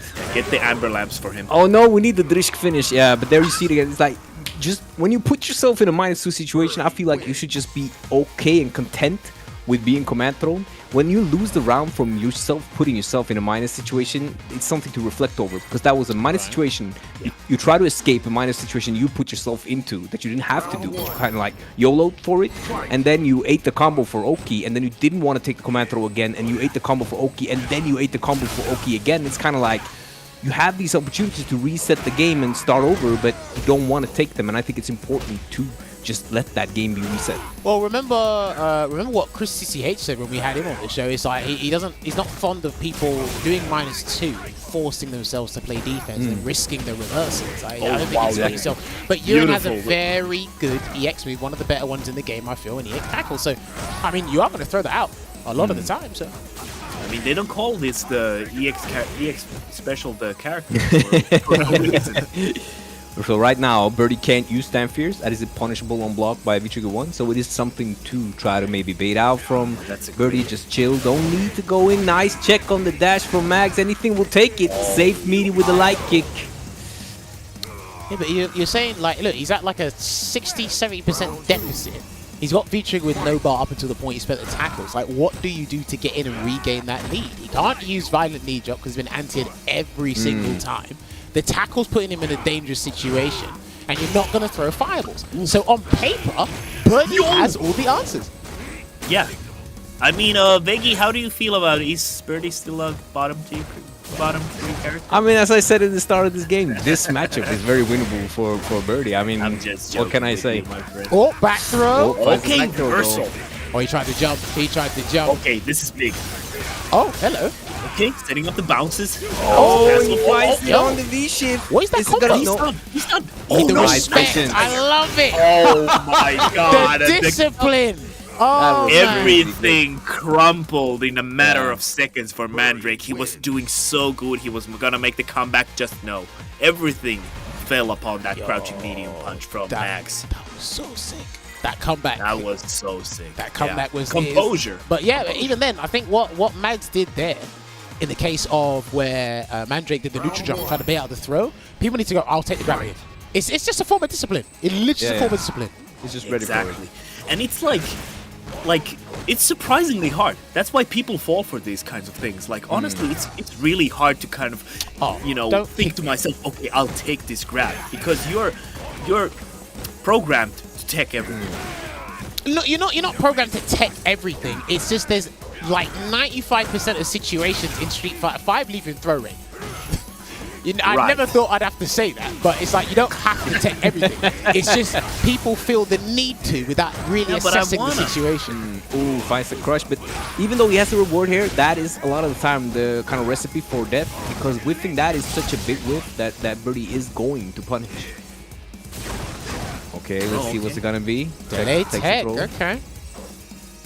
Come on, grab. Oh, I just walked up. Yeah, the added walk speed with the V3 Let's go, one more. Hey! Okay, nice blocking. He tried. Do you know what? Big. He's got a 4-game lead. Why not? Oh, okay. Yeah, I like it. I mean, it is like it's a forced mix-up, but very impressed with Mandrake not pressing or teching at that point after that dash. That was a very good decision. It was very hard to do because you feel very pressured. I was very impressed with that ending to that round. Do you know what? I was about to mention that Mandrake has not thrown a fireball for quite some time, and as soon as I mentioned it, his bullhorn caught him. Meaty? Yeah, that was Meaty. He didn't see it. He thought that was 0. He thought that was 0. That definitely looked like a +1 stand hard kick. Ooh, get the stretcher. Oh, get the stretcher! Indeed. Let's go! Get the stretcher! This is looking really good for Max right now. I don't know if Mandrake is going to be recovering from this. Yeah, that's it's really hard to say. And then you throw off like an EX Bull Revenger like that. Just to get that little stop the fight, someone's writing in the chat. I mean, there's always... I mean, we've seen some recoveries earlier, but... Nice. Throws it out. I'm looking at this and it's like, this does look like a tough, like a tall order for like Mandrake in a lot of aspects. Gets hit by another sweep. Again, I don't think he's considering his feet for most of the time. The bubble gum. Hubba bubba. Yeah, very good. Good usage of the V skill. He's not being careful. Now. Oh no, he's trapped. Just buffered at that point. Gets the Oki. Don't need the bullhorn. No, he missed it. Yeah. No, he missed the meaty. See, everything is 2-frame. Oh, what's it gonna be now, though? Top mirror. Oh, he finds the Jammerz still, though. Still alive. Reverse, I like it. Dolphin dive will come in a minute if he's not careful. Yeah. I mean, he's probably just looking for the fireball with a EX meter at this point. But that's the threat for Mandrake. That's what I would do. Okay, done bullhead. All right. Ooh, he just won. Yeah, he just wanted something. But right now, though, I'd say no. I'd say that was a very big Hail Mary because Mandrake. Oh, he whipped on his one. Let's go! Veggey is singing right now. Do you know what? Because that felt like a dream moment. Urian has incredible Oki from his knockdowns on the chariot tackle and on the headbutts. Obviously, from a chariot tackle on the ground, you can't dash, but you still have like a double digits frame advantage. But he woke up and pressed light kick. He done it. Damn. He done it. Oh, all right. It's 6-1 right now. I'm hoping Mandrake can come back because this is looking incredibly one-sided right now. Extremely one-sided. His ankle's looking kind of broken right now. I feel like if Max could play this strong in the CPT winner's side, I think he would have been in winners, at least winners semi. Yeah, but because he was kind of shaking at that point. But now it's just like so on point. This is exactly so what. calm. Remember what we were talking about off stream? You're not ready for first to twos as opposed to first to tens. Like Yeah, again, exactly. In Yeah. this, I feel like, especially after the weekend Max has had, he's like, "Yo, I'm gonna play Oh the first my to 10." god. Oh, and another one. Ooh, Another one, maybe another one? No. Wait, What's another one? Yeah. He knew. He just knew. You're gonna EX head, but now I'm gonna do the safe, meaty, light. Someone's asking, is the first to 10? If you look at the top middle of your screen between the two names, it says American first to 10. This show is all about doing first to 10s while talking to our guests on both sides of the exhibition. Hopefully Jammerz, that don't answers do your it to question. them. I'm answering people's questions. They just see two characters on the screen. Oh, another. I feel like at some point, getting hit by one or two of those, maybe, but like you should start jump. I was like, it's very jumpable. I think we're on PC. I don't know how about connection, but something to start kind of like look for at some point. Gets the lights. All right, once again in the corner. Oh, he's stunned. He's dead. That's it. Oh my. The range. Yo, what's going on, Rob TV? I only just saw Rob TV's name in the chat. Sorry if you were here earlier. Shouts to Rob for doing the business, doing the do the Lord's work. I think we need the job. If this continues this way, Jammerz, we need to see the rush down against Mags to kind of like have the matchup run back, because I mean I've seen them play and it does not look. I just feel like we need this perspective at some point from Rushdown. This is very, very strong learning experience, I think, from Max side, putting it up. Yeah, this is definitely looking dire for Mandrake at the moment, and even then, Max looks so strong and comfortable right now. He just knows the matchup so well and just deals with Mandrake's style right now so perfectly. Oh no, he missed it. And that's unfortunate. Yeah. I don't think those buffers have been working out that much. Oh, fights the whip punish. Let's go. Exactly like you said, Veggey. Those buffers are really not working right now. They're just not. No, he's stunned. So risky. Oh no. Oh dear. He's not dead yet. One regular throw will do it. Yeah, he wanted to do a regular throw, but he's gonna activate the mirror. No sneeze. Back throw. What? He threw him the wrong way. Yeah, no sneeze. Okay. Okay, he said that. Okay. Nice. Nice confirm. Oh, he's stunned. Oh, no, he's stunned. he finds that. Yeah, that was such a great round from Mandrake. What a great decision. Gutsy and good. I think. Let's go. Right, we might have to run back now. If he There you has, go. He's hanging.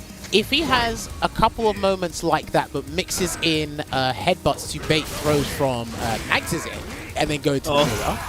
Oh no, Rob's saying, Mandrake, we gonna have to move you down the list, my boy. Oh no. Checked again. I was gonna ask about these regions. I'm extra interested in. Don't worry, We will talk now. We will talk about regions afterwards. Okay, nice.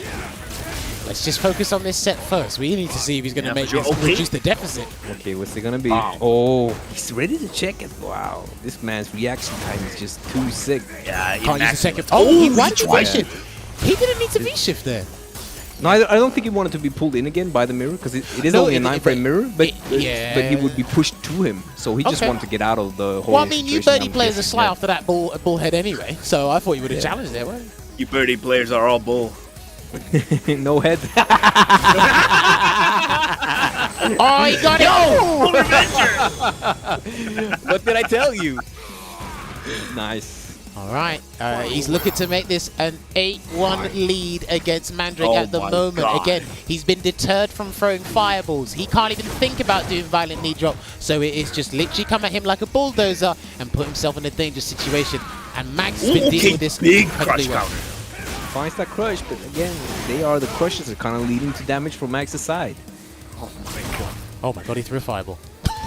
Yeah, exactly. Oh, he missed it. Not enough charge, but he got the tackle anyway.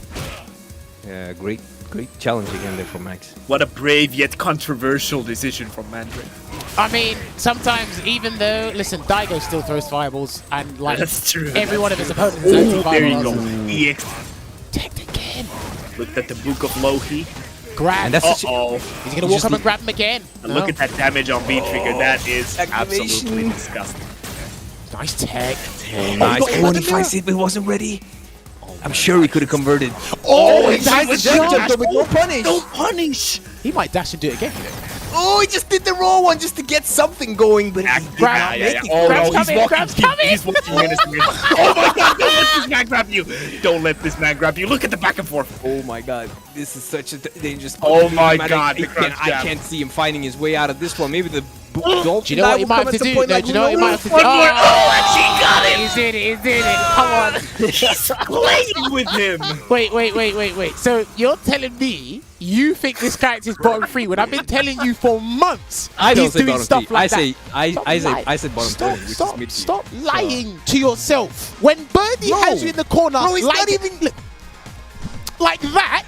Yeah, that's like Birdie bottom 3 copium. I've never said bottom bottom 3. copium. I've always said bottom 20. Listen, all Veggey does to me in a chat. You just want me to look bad. You know that. No, because all you do in a chat with me is complain about this character can't do X, Y, and Z, and yet I'm seeing sensational gameplay by Mags. Mags is a fantastic player, but you cannot tell me. Absolutely. He has the patience of a saint right now, and he's making all the right reads. Okay, back in the corner. Mandrake in a lot of... Okay, there we see the knee drop from the corner.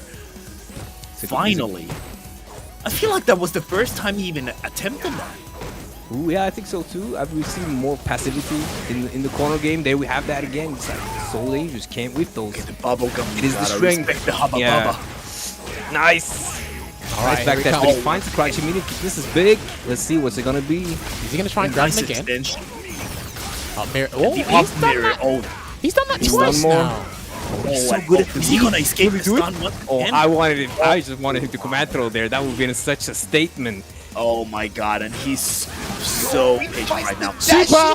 Oh no, he just took the throw. And it would have worked. It would have worked, but I mean, he had seen that opportunity earlier with a neutral jump on the tech, you know.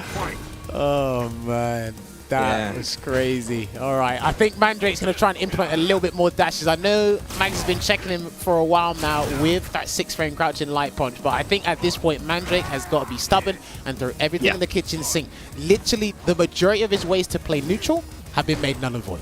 So he's got to do something out as well. Ooh, honestly, I would like to see Mandrake go for the knee drop out of the corner a little bit more, just to throw it out a little bit, you know, because you're stuck in that corner. Look at this. Look at this. You are stuck in the corner. I think what you're misunderstanding about that option as well, you're not looking at the spacing Mags is playing at to make sure that if the violent knee drop comes out, you can catch him. Of course, I understand that, but like you just gotta try other options at some point. Okay, he finds the crouching mini kick. Confirm or not, doesn't really matter. What's it gonna be on the next one, though? Oh, we'll take it. We'll take it. One bar. That's the SF5 reset, right? Oh no, he's dead. No, he's dead. He's dead. I would have done crouch fist into metallics with fear. At least tried, but at least the threat of EX Bullhorn on wake up was there, so he didn't consider that. These wake up light kicks, you almost think it would be a 2-frame button at this point. Yeah, in this set, it's definitely been working out like one. Oh, finds the buffer. All right, okay. Oh my god. Oh dear. And you know what's crazy? Mags has not jumped outside of post stun. Yeah. Yeah.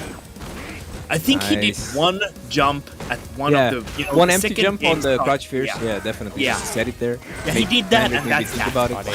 He hasn't jumped since. Because I'm telling you, man, Birdie don't need to jump. Definitely does not. His ground game is amazing. Going for a fireball. Can't do that, man. He's charging. He's pumping while checking. I wonder, Veggey, has he told you what button he charges with? He charges with, he's like, I think he changes between medium kick and heavy kick. I think all of us do now. Okay. So you've seen both the medium kick and the heavy kick in usage. So I'm pretty sure those are the two, but we can ask him about it later. A lot of birds used to charge with heavy punch earlier, but we've changed from that as heavy punch has become such a valuable button. At so many things. Oh, that was smart. That was very smart. So he had all portions of the screen covered there, and Mandrake has to do something from this point. The reversal. Nice speed reversal. Right. This is curtains. This is curtains. There's no meter. Oh, he finds that one though. Ooh, standing medium. There's no meter. He could have counted that with his own jab. There's no meter. He can't throw a fireball. Badly. That is kind of good right now for Mandrake, because now we can do that runaway game, try to build that chip up. Just don't stand too close. At the last minute, he's going to tackle him. No, the last minute, he's going to tackle him. This is such an important, but you can't. Oh, he air fireball! Nah, you are too sick right now. That was so good. Yeah, he's like... Yeah, that was so good. Come on. That was so sick. Do you know what? No. Exactly. You were that's here. It because Let's go. We're here. What were we talking about earlier? Mags has seldom jumped.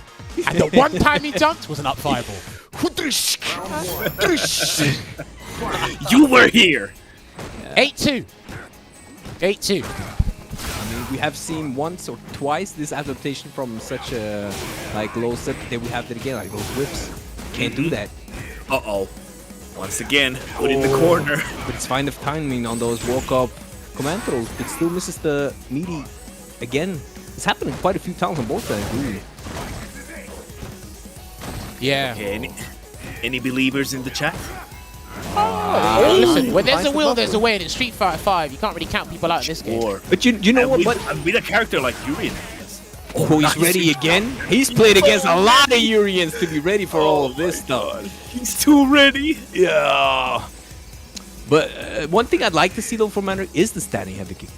That is a button that I see hasn't done utilized a Coral lot. Kick. He hasn't really done it, Coral and that Kick. is the button that is like mostly utilized in this matchup for this range kind of. You can convert on counter hit with crouch medium punch to corner to jab, and it's not punishable in a good spacing. Finds that again. He was so ready for that forward dash. Mandrake wanted to do something with the first ages, and Mags was ready for that. Right, again, another solid dominating round here for Mags. Whiff punish again. Veggey was talking about this from the start. We've seen it about 20,000 times now. Okay, there you go. The forward medium punch into the chariot. Another attack. Yeah, but now, because again, all he's doing right now is he's catching Mags walking forward. All it takes for Mags to do is just like, I'll just dial it back a bit. I'm 8-2. Like, you know. It's a great round though for Mandrake. But again, with that standing light kick, and now you have those walk-up light kicks. Anything converts into stand medium punch on counter it. No! Oh no! One grab. Just take this throw. Yeah, one grab. Two grab. Oh, look at him! He's so fast in that V trigger. Birdie is so Damn it, that delay take again. Absolutely terrifying. Just wait for your V trigger, please. Do you know what's sick? Get your V trigger. No, do you know what's sick, right? But look what Mags is doing. He's playing with jab. Bro, get the stretcher. No, grab. He's gonna grab the again. stretcher. My soul just. I had an feeling. The stand medium punch like that? Or is that the forward medium punch? That's the coral punch. The forward medium punch like that though? Dude. My man, he is playing with my soul, not his. My soul's leaving my body when you're in the corner. I had an ethereal experience right there. Oh, nice usage of the armor. Out of body experience. Alright, there we go. Yeah, again, he's just, like you said earlier, Olvaha, he's just got to mix up the options. I know like they've been shut down and neutralized for the most part, but again, like for the most part, I mean, what do you have to lose at this point? Yeah, exactly. You gotta mix it up. Yeah, and he's kind of right now to be staggering. You see, he's just giving away his crush counter. Nice that crush though. He stepped it a bit to it, I think. His timing is better now. Ooh, nice step on the armor. Right, I see. Okay. Punish on the stand medium punch. I see what Mandrake's doing now. Because he's seen the light kick, like as a reversal, he didn't want that. Oh no, he drops it again. Okay. Oh, but he finds gets that the crouch. light kick. Okay, we have a set. We have a set. I mean, we have a set right now. It's 8-3. That's still a substantial margin to have in a first to 10. And again, at this point, we've seen 1 or 2 execution errors. We've seen not Mags get more impatient. We've just seen him kind of walk into more stuff. There's a difference between being impatient and just walking into things. Like kind of like unconsciously, should I say.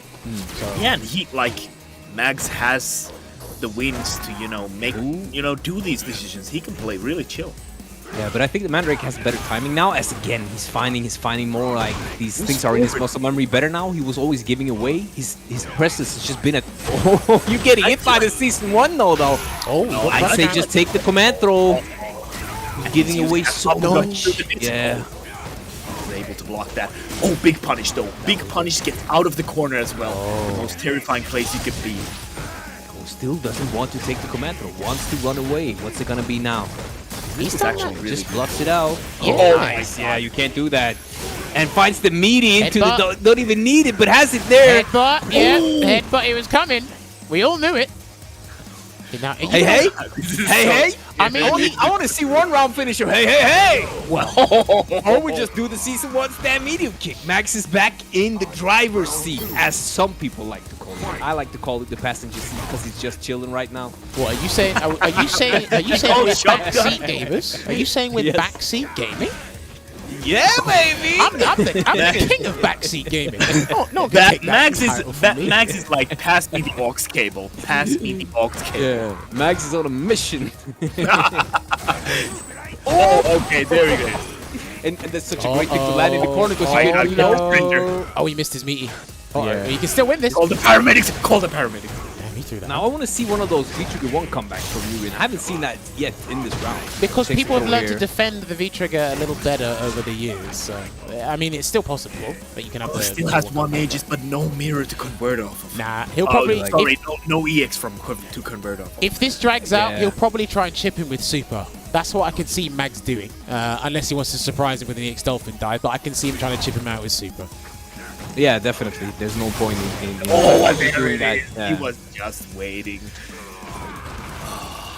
Okay. Damn. It's okay. It's 9-3 at the moment. One in the chat is saying Aegis bottom 3 V-Trigger.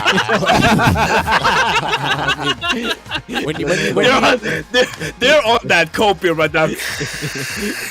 Aegis bottom 3. You know, sometimes... People have learned how to defend. Oh my god! People have learned how to defend the V-Trigger. Yes, there's still that comeback factor, but listen, when you've got an abundance of health to work with, you're like, you can grab me all day. But if I guess right, you'll grab. But it's not really a grab now, is it? That's true. Oh my god. This is so rough. Hold me. Oh, nice. Finds a whip punish again. It's like, that doesn't work. But he still finds a conversion from it. Very lucky right now. Okay. Nice impromptu conversion of the anti-air, though, because that situation, he's been a little bit shaky in terms of dealing with the bubblegum. So, bro, how is he checking Yuri and Dash after a whiff button? Did he just react to the button whiff, or is he some sort of alien? Or maybe Arturo gave him the 480 hertz monitor. I don't know. Oh my god. Maybe he's at Arturo's place right now playing. This is too wild. I don't know. He did say be right back in the break. It took him a little while to get back. Maybe he's setting up the monitor. I don't know. He was like, I'm gonna be right back. Right, let's see how this pans out, because again, Mags is not going to move. He's pretty content with that life lead. Mandrake has to find that one opening to activate trigger. Oh. This is fine. That's fine. That's fine. That's very fine. Oh my god. He's so fine. He's going to win this round. I just love that interruption. Great stuff from Mags. The only time he has done that in this set. And ladies and gentlemen, it is set point here for Mags against Mandrake. This would be a very big statement. Like I said, this guy's had a fantastic weekend, and what a way to put the icing on the cake. Oh my god, he didn't do it to run off mom now. It's like he has such a good read on Mandrake's offense. I feel like he's just right all the time. Yeah. Oh, he's always been very, very sick player. That's why I want him on the show, because he's like that birdie from North America. That's one thing. And again, reactions back so. Too far to get a proper conversion. Didn't have his charge, but we'll take it. He gets the round with this. Yeah, but again, it is still match point for Mags. He has got the meter advantage going into this. If he wants to go a little crazy with EX moves, I'd do so. Because I remember when Veggey and Lohi were playing, I said I wouldn't be surprised in this final round if they were ballistic with EX moves. Oh my god, he's just walking up to him. It's like, still at these situations where nice. Okay. And he's back in the corner where he kind of belongs right now. Oh my goodness. He can't get out. He's paying rent from that corner, honestly. He can't get out. That's it. Oh my god, get the treasure. Checked again. He's mixed up so well with delayed tech and the stand light kick on wake up. Would he use the close mirror there to convert? Probably not. It would be pushed out, right? Yeah. If he throws that mirror like arbitrarily, I think probably a projectile offensive move is coming. I wouldn't be surprised. Oh, yeah, it's like a 9-frame move, and he has a counter. He's so finally he jumps in. Oh, there you go. No, he drops it. This is it. Guess again. This is it. Oh, call an ambulance, but not for me. Oh my god. He has no resources. Oh, how is he gonna make this happen? Oh, it's your legs. He just Stop smacked the fight! Stop the fight! Somebody. Stop the fight! That was a great. Oh, Definitely. man. Max, Wow. I'm so happy for Max right now because you know Max went home from work like a bit early just to show everyone what's up. Max with the W. I'm really happy for my man. I really like this guy. I've loved this dude for so long. I'm so happy he could finally come on here. It was a great set from both players. Max was just kind of like on that, on top of the set. Ladies and gentlemen, the set has concluded. Let me see the GGs in the chat. Like we said, he had a fine performance over the weekend in the Midwest second and final CPT qualification spot. And we had to bring him on. Veggey set it up, got him on, going up to face Mandrake, and he wins the set 10-3. Dominating fashion. But we are going to find out how both players feel about that matchup and more stuff regarding Street Fighter 5. And let's discuss a little bit of tactics after the break. So we'll see you in a couple of minutes. If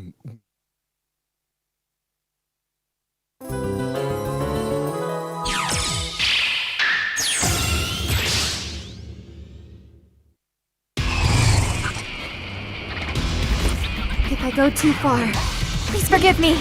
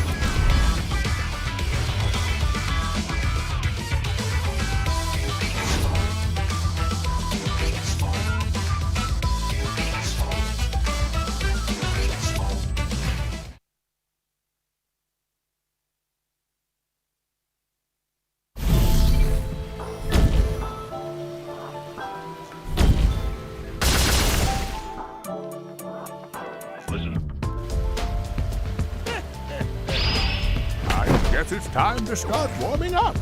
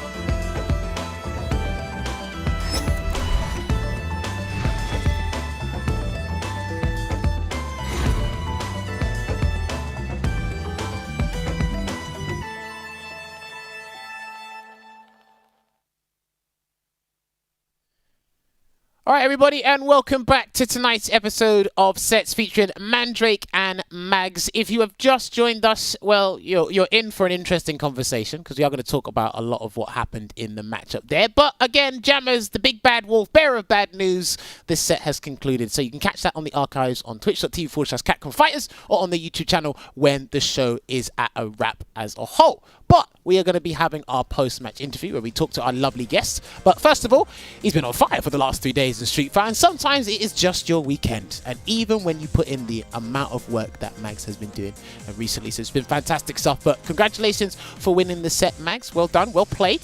My first question is before I hand it over to Veggey, because I know he's dying to ask a couple of things regarding that matchup, is what is your perspective on Birdie versus Urien? Is it even? Is it slightly Birdie? Is it in Urien's favor? What is it in your opinion, Mags? What are the numbers? I think it's probably an even matchup. I don't really think either of them has like a big advantage. Maybe last season when Bullhorn was like way better, or I guess it was like 2 seasons ago at this point, but when Bullhorn was like really good, probably Birdie favors slightly, but yeah, right now I think it's even. Okay, fair. Mandrake, do you share the same sentiment in terms of this matchup being even, or do you feel someone has a slight edge over the other? No, I think it's pretty even right now. Before in the past, yes, it was pretty much a struggle, but like now Birdie has to spend the meter in a lot of situations to get the knockdown when I fireball, and that pretty much gets rid of the threat of the CA. You know, when Birdie has CA, it's pretty much a guarantee 100% that he will land the CA, but now it's no longer a threat. So I think it's a skill matchup for sure. Okay, interesting. Veggey, you made quite a number of observations, obviously being a Birdie specialist from Europe. So, I mean, I've got to leave it to you in terms of asking those specifics. No, I think I could just ask first Mags what he think Mandrake needed to implement in that set to make it closer. I mean, a lot of the games were close. It just happened to be like closed out, to be fair. But if you had to give I mean, I have my ideas to what I would say, but I'd like to hear from you first. Maybe what would you like? What would be like 1 or 2 big things that you think could be added to make this harder for you in this first attempt? I think he started doing it later on in the set, but like the close fireball. So like one of the issues is, or at least kind of the way I think about playing the matchup is like I kind of want to like poke him down with jab to try and like set up whiff punishes. And if you're throwing fireball, like that kind of takes up that space. Even if I do trade, like it's a favorable trade anyway for him. So you could do that. You talked about it earlier, but the coral kick, he didn't use that much, but I guess I never remember Mandrake using that much anyway, but I guess he might be a little bit worried about like having it whiffed or, you know, but like you definitely got to represent a little bit more buttons to try and make it like a little bit more difficult at mid-range, because the way that Mandrake plays, I think, is he likes to look for stand medium punch buffers or like whiff punishes with stand medium punch, but you got to kind of like throw in a couple more normals at that mid-range, I think. Okay. Yeah, I mean, that is. I was thinking a bit about the coral kick too. I was impressed by a lot of your reactions to the fireball, but I guess it might be that, as you said, the spacing on the fireball. So, Mandrake, what kind of are your reasons why you didn't go for that many coral kicks? Is that not something that you've implemented yet in this matchup, or do you feel that it's not worth the risk versus reward? I just don't like that button that much, but and so, but there's a certain range where like he's in your face and he's trying to poke you with jab, he might interrupt my coral kick. But I just guess it's just in my gameplay that I just never use it, and I just forgot that the button is there. You know what I mean? And I just rather use like standing medium kick instead of a coral kick, because it has just a late startup that it might get interrupted. So that was pretty much like my fear and the reason that why I don't use that button that much. But I can see how it could work in that matchup pretty much, in some situation of course, but I just never use it, so I guess I should have practiced the matchup a little bit more. I mean, let me ask this, sorry to interrupt, let me ask this, is there like a universal reason you never use coral kick, or is it just like too much startup, too much recovery? Because again, that button is a pretty prevalent button, or is it just like, you know, I just don't like the look of the button, like, because I use it against Karen, but I just like, it was so bad the past seasons that I just like never used it, and I guess I never implemented that into my gameplay, I guess. But it could work in some matches, but I just think that it's not worth the risk sometimes. Now, Max, I've got to ask you, in terms of shutting down Urian's approach, you did that exceptionally well. Obviously, you did crouch and medium punch to stop violent knee drops. You pretty much blocked, 70% of the X tackles, and you pretty much nullified Metallic Sapphire, the projectile. Is it safe to say that if you can shut down those three things, it's going to be a comfortable ride for any character in a first attempt against Urian, or is there still that big threat of the V-Trigger 1, regardless of what you do prior to that? I think V-Trigger 1's still like a pretty big factor. Like if you notice in like some of the games when he did have V-Trigger 1, because I thought about this yesterday when I was playing safe, I would just back off and just let him go back mid-screen, just because I don't want to get thrown into a mirror and put in the corner. So I mean, it's still going to be a factor no matter what, but like I'd rather at least have a little bit more room to make like a couple different defensive choices at that point. Okay, interesting. Now, obviously, Mandrake, I've got to ask you, what is your perspective when you go up against a character or a player that shuts down kind of Urian's go-to tools so well? Do you kind of just think ahead of time and go, okay, I've still got Aegis to work with, I'll do that? Or do you just kind of be more stubborn and just pile on more tackles, more dashes, or more buttons in the mid-range? Like, what is it? What's the philosophy behind that? The way that I look at it is just that I'm gonna try to test your reactions. You know what I mean? I'm gonna do it anyways to see how you react to certain things. And of course, in the first to 10, you get more chances to do that. There were a lot of times where like I would get into a certain range, and like I know he was expecting for a dash, and instead of me doing like a medium button, I will go in for short. I will like short light kick into medium punch counter hit. And it worked a lot of the times. Some of the times he was expecting that.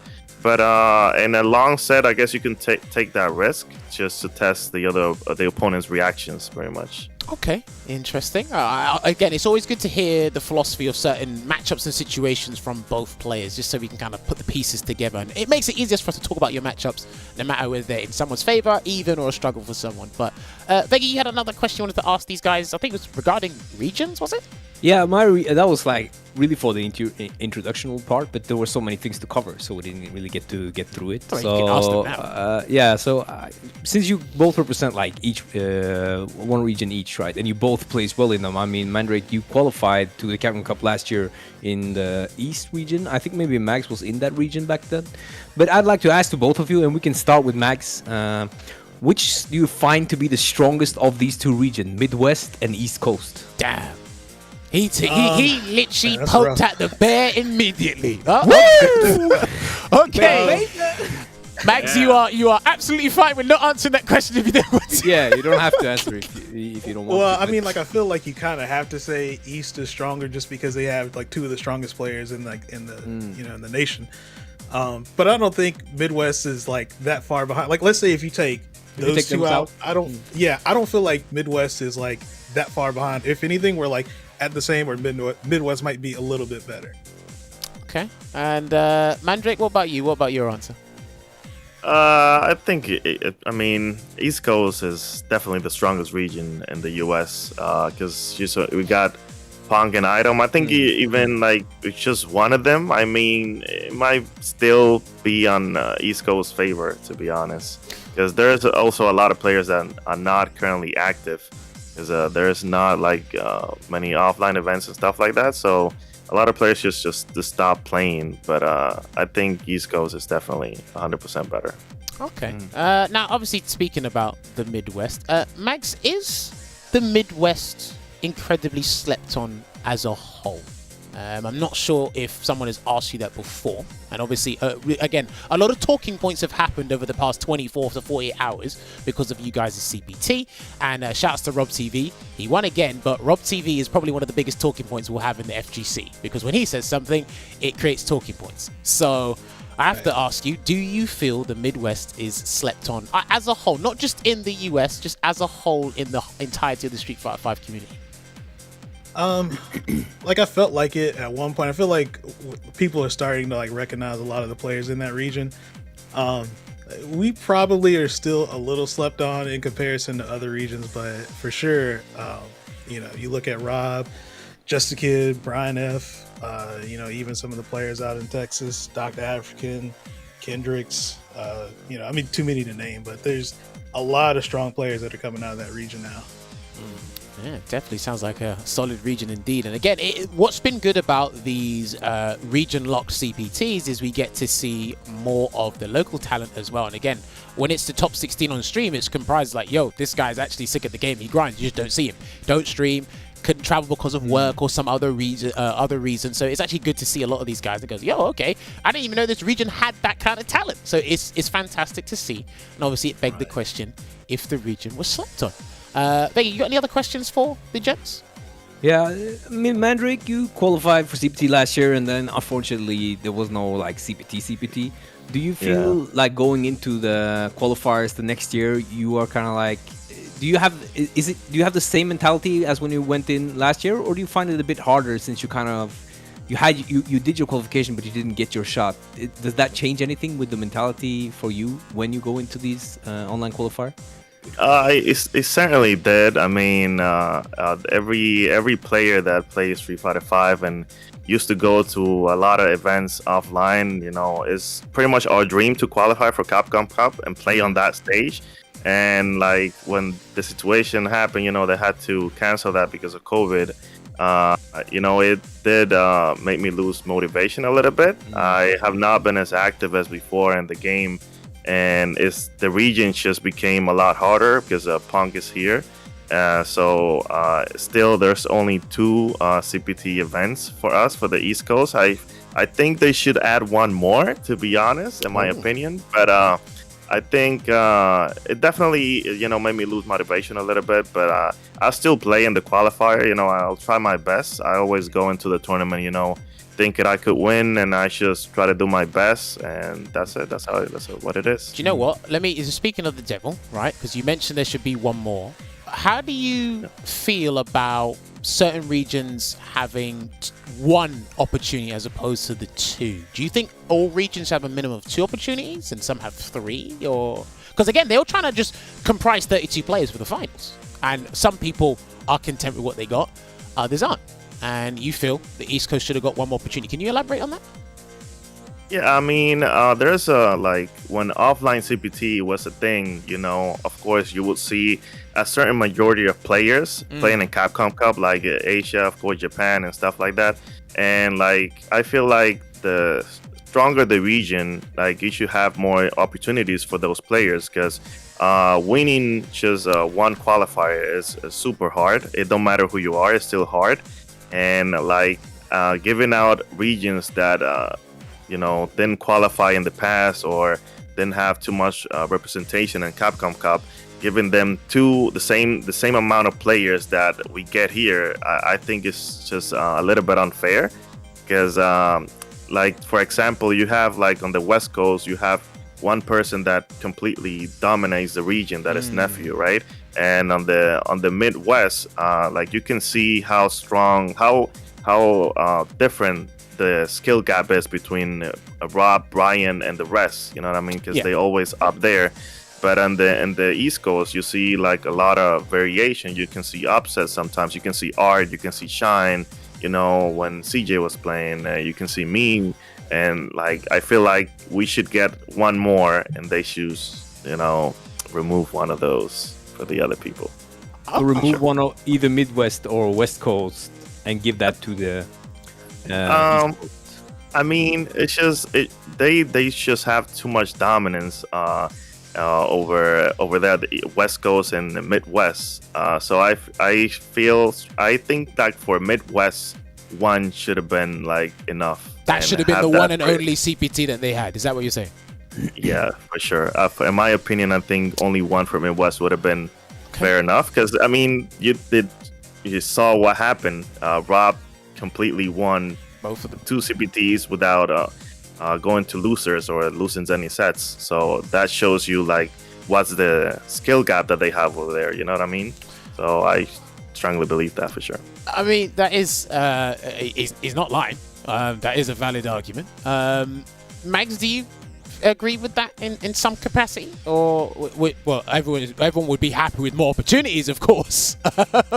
But, I mean, if there was only one opportunity for the Midwest, would you be content with that? I mean, I guess the way I look at it, the way that they did CPT this season, like I get it. They kind of wanted to give more regions an opportunity to, showcase their talent.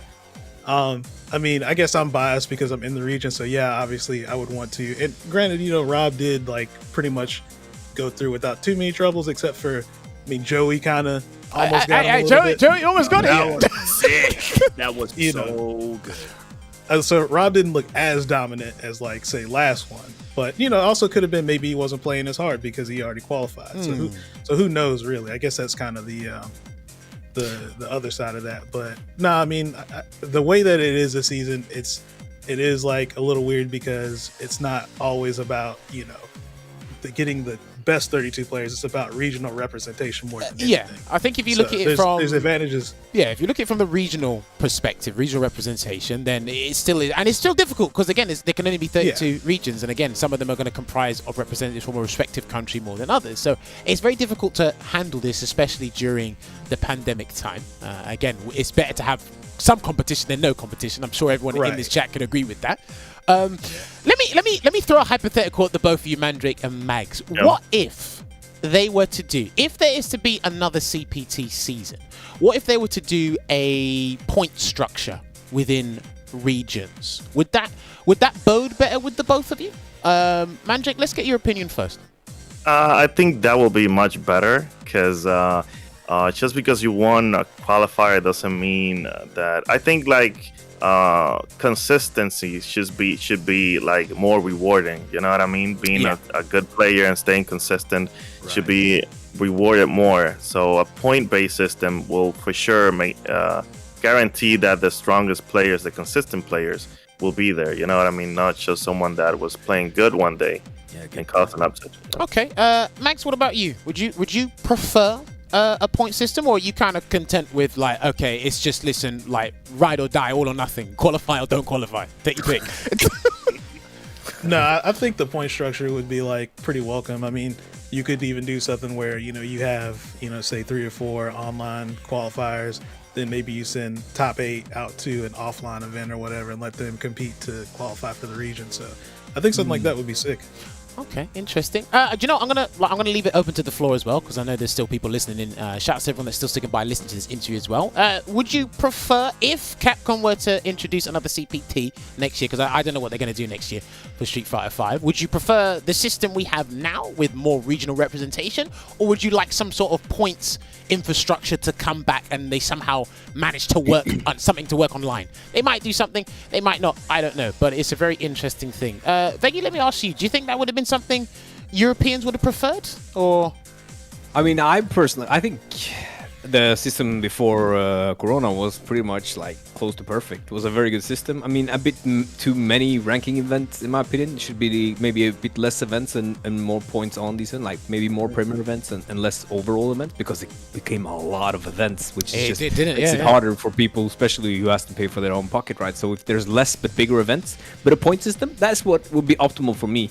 But then I don't know what everyone else's like reasoning is behind making it the way that they want it to be. Yeah, it definitely differs from region to region. Olvaha, what about you? Because I definitely want to hear your opinion on this. Yeah, I kind of agree with what Veggey said. I think it was a good system in my opinion as well. But regarding the ranking events, I'm not sure, like personally, what would be the best or the perfect divide there. But honestly, I feel like the ranking events and the whole system before the whole COVID pandemic, I think it was very good, and I do agree that it kind of rewarded the players that were a little bit more consistent and actually willing to travel, for example. Of course, that in itself presents some challenges to like talented players who can't travel as much, for example, but honestly, there has to be some kind of a medium. Of course, you can't please everyone, but honestly, yeah, that's pretty much how I feel as well. Okay. Olvaha, you got any questions for the gents before I hit them with my final couple of questions? Yeah, actually, I did want to ask if this is too far into the future or not, but do you, Mandrake or Mags, have any plans on possibly entering the LCQ that is going to be February? So I would like to know that if you have any plans regarding that. Of course, it might depend on where it's gonna be held and all that, but I would still like to hear that. Mandrake, let's hear from you first. You got any plans for the LCQ or pretty much done? I'm planning on winning, on January. But I like that. That's even better. I plan to get ready, because even though I haven't been active that much, but once like an event just kind of like boosts my motivation back up. You know what I mean? When it's close, and and so if I don't win, of course, I will definitely go to the LCQ. I miss offline events so much that I will 100% be there just for the competition, of course. For the experience 100%. as well. Yeah, of course. For sure. Mags, what about you? You got any plans for? Because your CPTs are done technically. So if you wanted to go to the LCQ, do you think you'd find time to do that, or you're not really fussed about it now? It really depends on the details on where it's going to be at and everything. Right. I kind of got to get time off from work, but outside of that, I mean, if it's somewhere I can go, and I'll try my best to get there. Cool, sweet. Love to see that. Veggey, you got any questions for the gents for hitting with the final couple?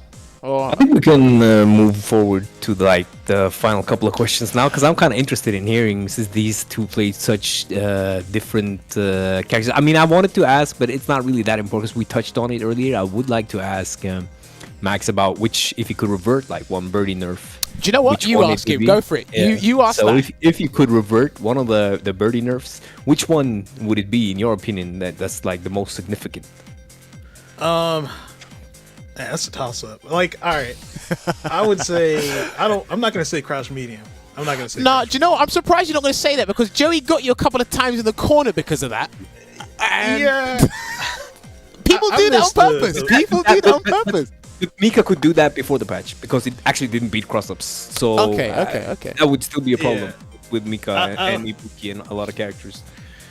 I think the bullhorn nerf is probably the biggest thing as far as some of his matchups, because going from frame 3 projectile invincibility to frame 6 is kind of rough. So I get it. The problem was why I got nerfed was he was so dominant in neutral, but you couldn't zone him and you couldn't jump in on him.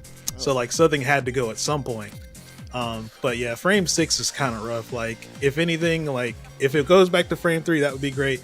But even frame 4, that might be a little bit. That still may be too good. But I think that's probably the one thing I would probably give him back. The reelback was also taken out, so thank so that's God. kind of exactly my voice. I mean the season 4 reelback is different from season 2. Which also kind of adds to that. But I feel like the bullhorn nerf is fine. If I could change, I would change the stand medium punch, because when you play against Nooch Kings, they'll whiff punish that every time. So you're not allowed to fish with it at all, in my opinion. Which is, I understand it, but right now it's it has more recovery than most heavies. So that to me is the biggest nerf on the character. Nobody asked, but I just thought I'd say it anyway. Sorry. Yeah, you just insert the entire questions. Hey, well, if I was in Mags's position, I would. Whatever. You had your opinion. You slipped in your word. Fantastic. But Mandrake, if you had the opportunity to change anything about Urien, give him 3 mirrors, give him 1500 health, get rid of Birdie from the game, I don't know, one change you would make to make Urien's life easier, what would it be? Or are you pretty content with how Urien plays right now in this version of Street Fighter V? I think that out of the top tiers, I think Urien is pretty well balanced. That's the only change that kind of I felt that it was a little bit unnecessary was adding the recovery frames on every knees that he does. I feel like he doesn't have too many defensive options when he's cornered, and adding that recovery just guarantees a punish every single time. So but outside of that, I think he's pretty well balanced the way he is right now, and I just need for them to adjust the rest of the cast. You know what I mean?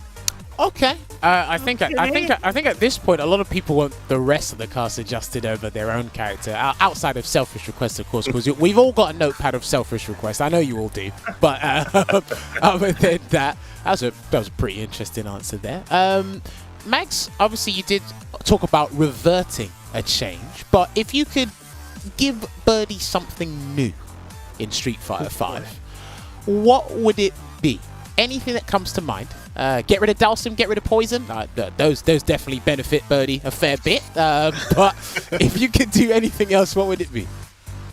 Does it have to be Birdie specific, or it just could be? Oh, just Birdie specific. Because I was imagining some. Okay. I'm going to ask you something more universal in a minute, but I want to hear something Birdie specific.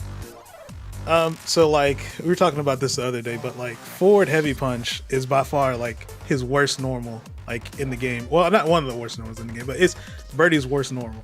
Like this move was nerfed from season 1. It was like really good in season 1 because it had a bunch of pushback. You could set up spacing traps. But like now it's a crush counter button that you never use. You don't want to use it in a lot of situations anyway, because even if you armor through something, you're so far, there's no real mix up. So if there was anything I would do, I would remove the crush counter from it, and either you can still keep it -8, still make it easy to punish, but like at least give them a combo, or like leave them in like tick throw range or like low confirm range. So like if I do use it, because you only really use it against zoners like Poison, Manat, Sim. If you use it, you can actually get a mix up and like get to the starter versus now. It's like, well, I use it and you're literally just gonna hold up back because I'm +3, but I'm so far away I can't really threaten with anything. Right. Okay. That's a nice reasonable change. See, Veggey, someone can be reasonable about their character. I mean, you know, that is one of my that is one of my ideas. But now two taps on that. Well, I mean, listen, it might happen, it might not. I don't know. They changed a lot of weird things in this game, but I ain't complaining. My character's still intact for about 2 months, so we'll find out in the next patch. But now onto my universal question I ask all my guests. Now, this is more of a broad perspective, but I'll get Mandrake's opinion on this first. If there was anything you could change about Street Fighter V as a whole, outside of the obvious, which I think we all know what that is, if there's anything like mechanically, you change that about V-shift, adjust the V triggers, maybe adjust health gauges, anything that comes to mind, what would you change about Street Fighter V if you had the opportunity? Or are you pretty content with how this version of the game is right now?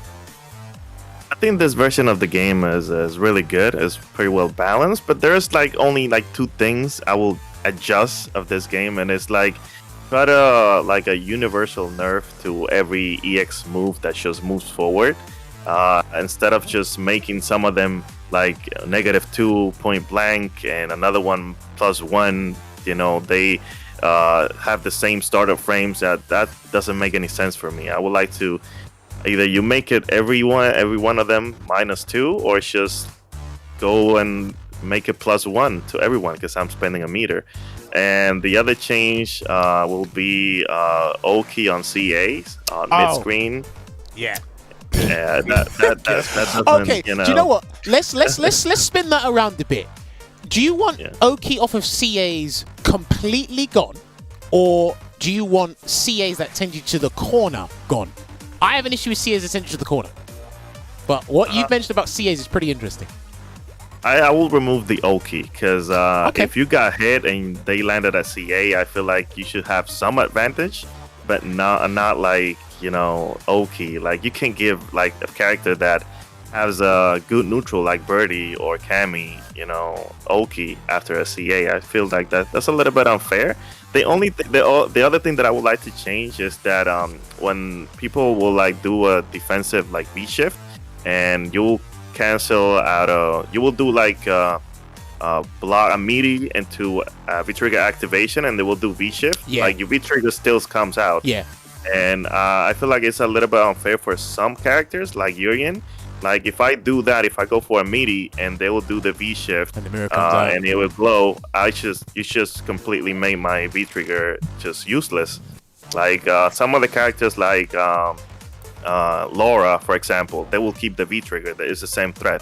But like with Urian, you just it's gone completely. I will lie for that. That's because that'd be probably like specific to Ibuki, Mika, Urian.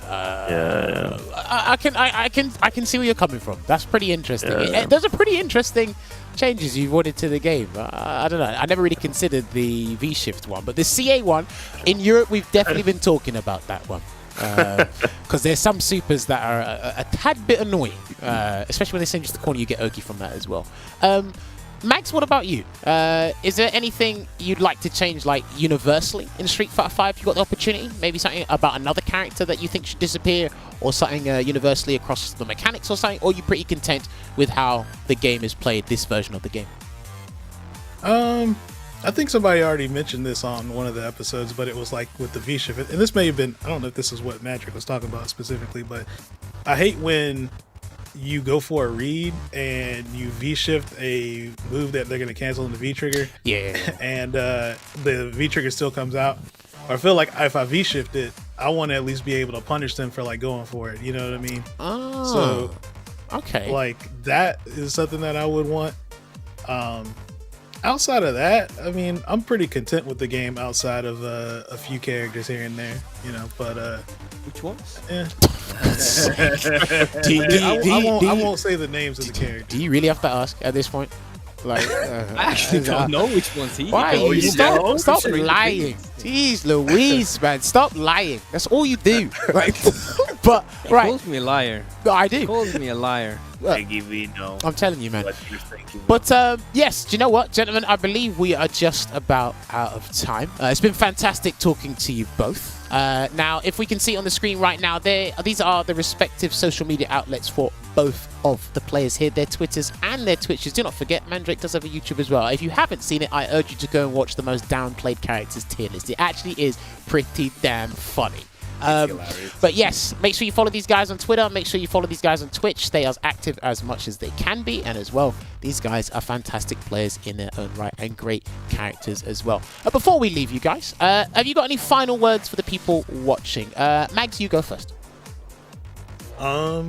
No, I just appreciate all the support over the last few days. Hopefully I can, you know, have a better showing in tournaments in the next few months. And yeah, keep making my mark, I guess. Sweet. Mandrake, what about you? Any final words for the viewers? I'll be back for my run back. That's what I'm going to say. All right, I think that's another one we're going to have to lock in at some point during the new year. We'll definitely have to mark that one down indeed. But like I said, these guys have been fantastic and much appreciated for coming on the show and giving us your time of day. And obviously, Mags, congrats on winning the set. You've had a fine past 3 days of Street Fighter. I definitely go to bed with a smile on my face, I'll tell you that much. But yes, gentlemen, when you are ready, you can leave the Discord call so myself, Veggey, and Olvaha can close out the show. And I will send you a message very soon, thanking you once again. All right, thank you. All right. Thanks. Good stuff. Okay, so that was a pretty interesting conversation there, and I like some of the changes that, or like some of the things that Mandrake suggested, like removing Oki off of CAs that do have them. Very and reasonable. The EX moves that travel forward, either make them all -2 or make them all +1. Like, I think ultimately he wants more consistency regarding them, but again, something that makes something different regarding characters is having different frame data and different situations from that frame data. So it's pretty interesting. Veggey, quickly, what's your opinion on those? On that? Yeah, on those. I also think that any EX special move that is like hits hard, is good, you land it easily, it's fast, should always be. It doesn't need to be punishable on block, but it needs to be minus on block or at least way out of throw range. Like, okay. So they have to very much overextend to get anything going afterwards. So when Cody throws that EX on, it's like, it's like 340, 50 on the 5-second charge on hit, and then on block you kind of in like a pseudo mix-up, sometimes a real mix-up, depending on where on the screen you are or how fast your character works back. So I agree with having -2s all around in throw mix-up for the offender. So he is now defending a throw mix-up -2. That would be great. I don't see any problem with that. I think every EX move that is not already punishable should be at least made -2. Okay, just definitely some consideration behind throwing it out before you throw it out. Olvaha, do you share the same sentiment as Veggey? Are you pretty content with how EX moves are in this game? You play Balrog, so I don't think you care. But I mean, Balrog's, EX dash trade can stay as it is, but I definitely think there should be some kind of unison, because there's like characters like Alex who has EX elbow, which has armor obviously, but it's mad punishable. Yeah, but good. There's like yeah, but it has armor. Yeah. No, I was gonna bring that up, like make them all unsafe in some way, I mean, take the Balrog thing as well. I mean, Make them in unison. I probably shouldn't have asked you. That's Wow. Okay. Right.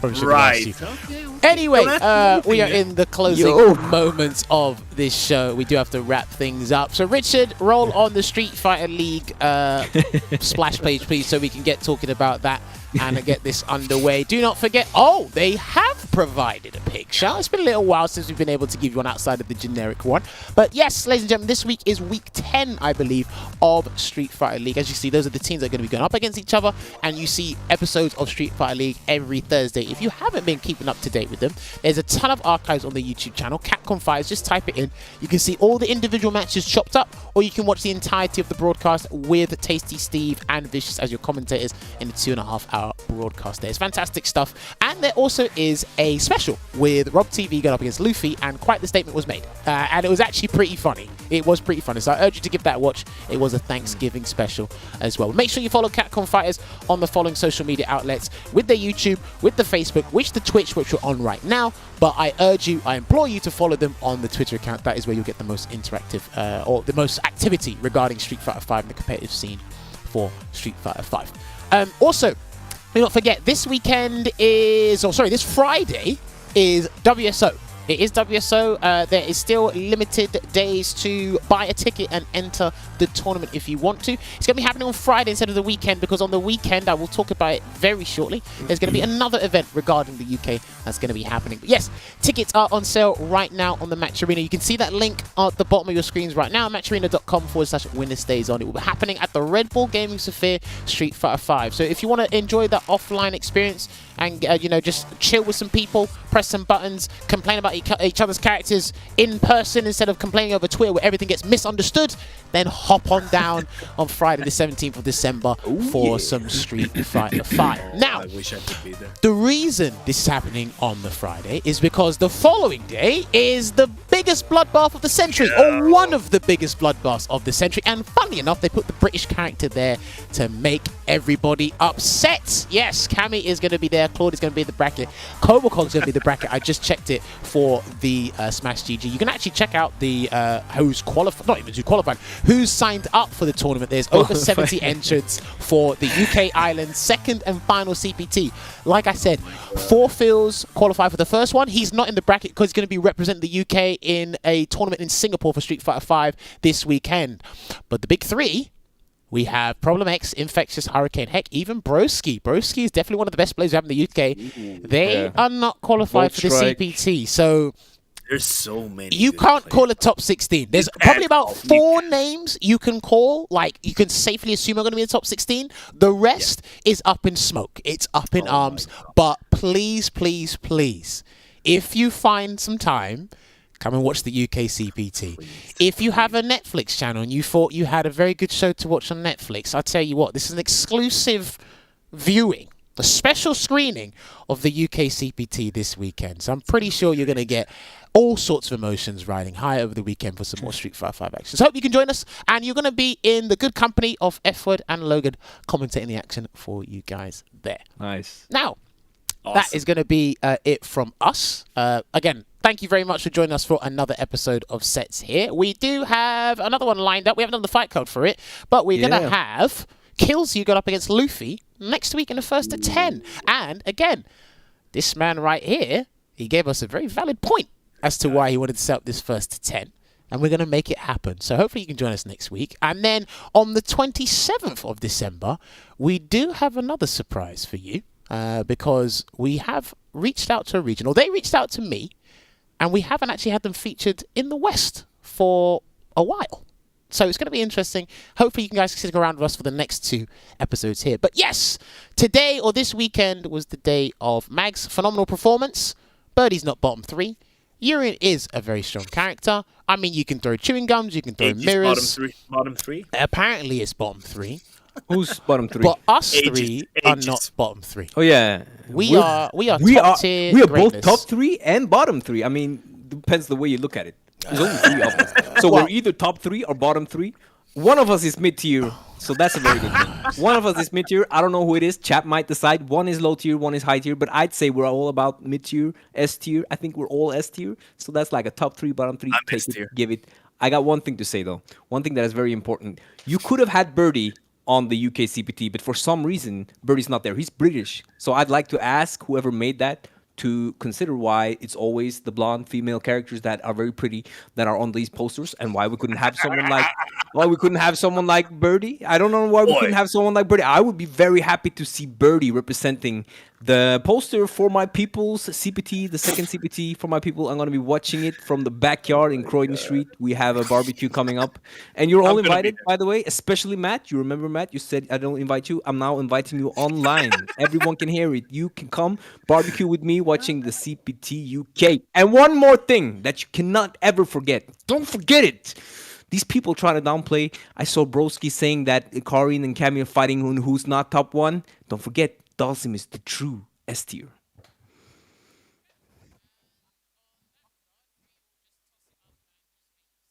One is, but don't forget, apparently Veggey lives in the all UK. Bottom three. Apparently Veggey lives in the UK and he's not entered the CPT this weekend. It's going to be a bloodbath. See you on the weekend. Take care. Dodgy Rooney.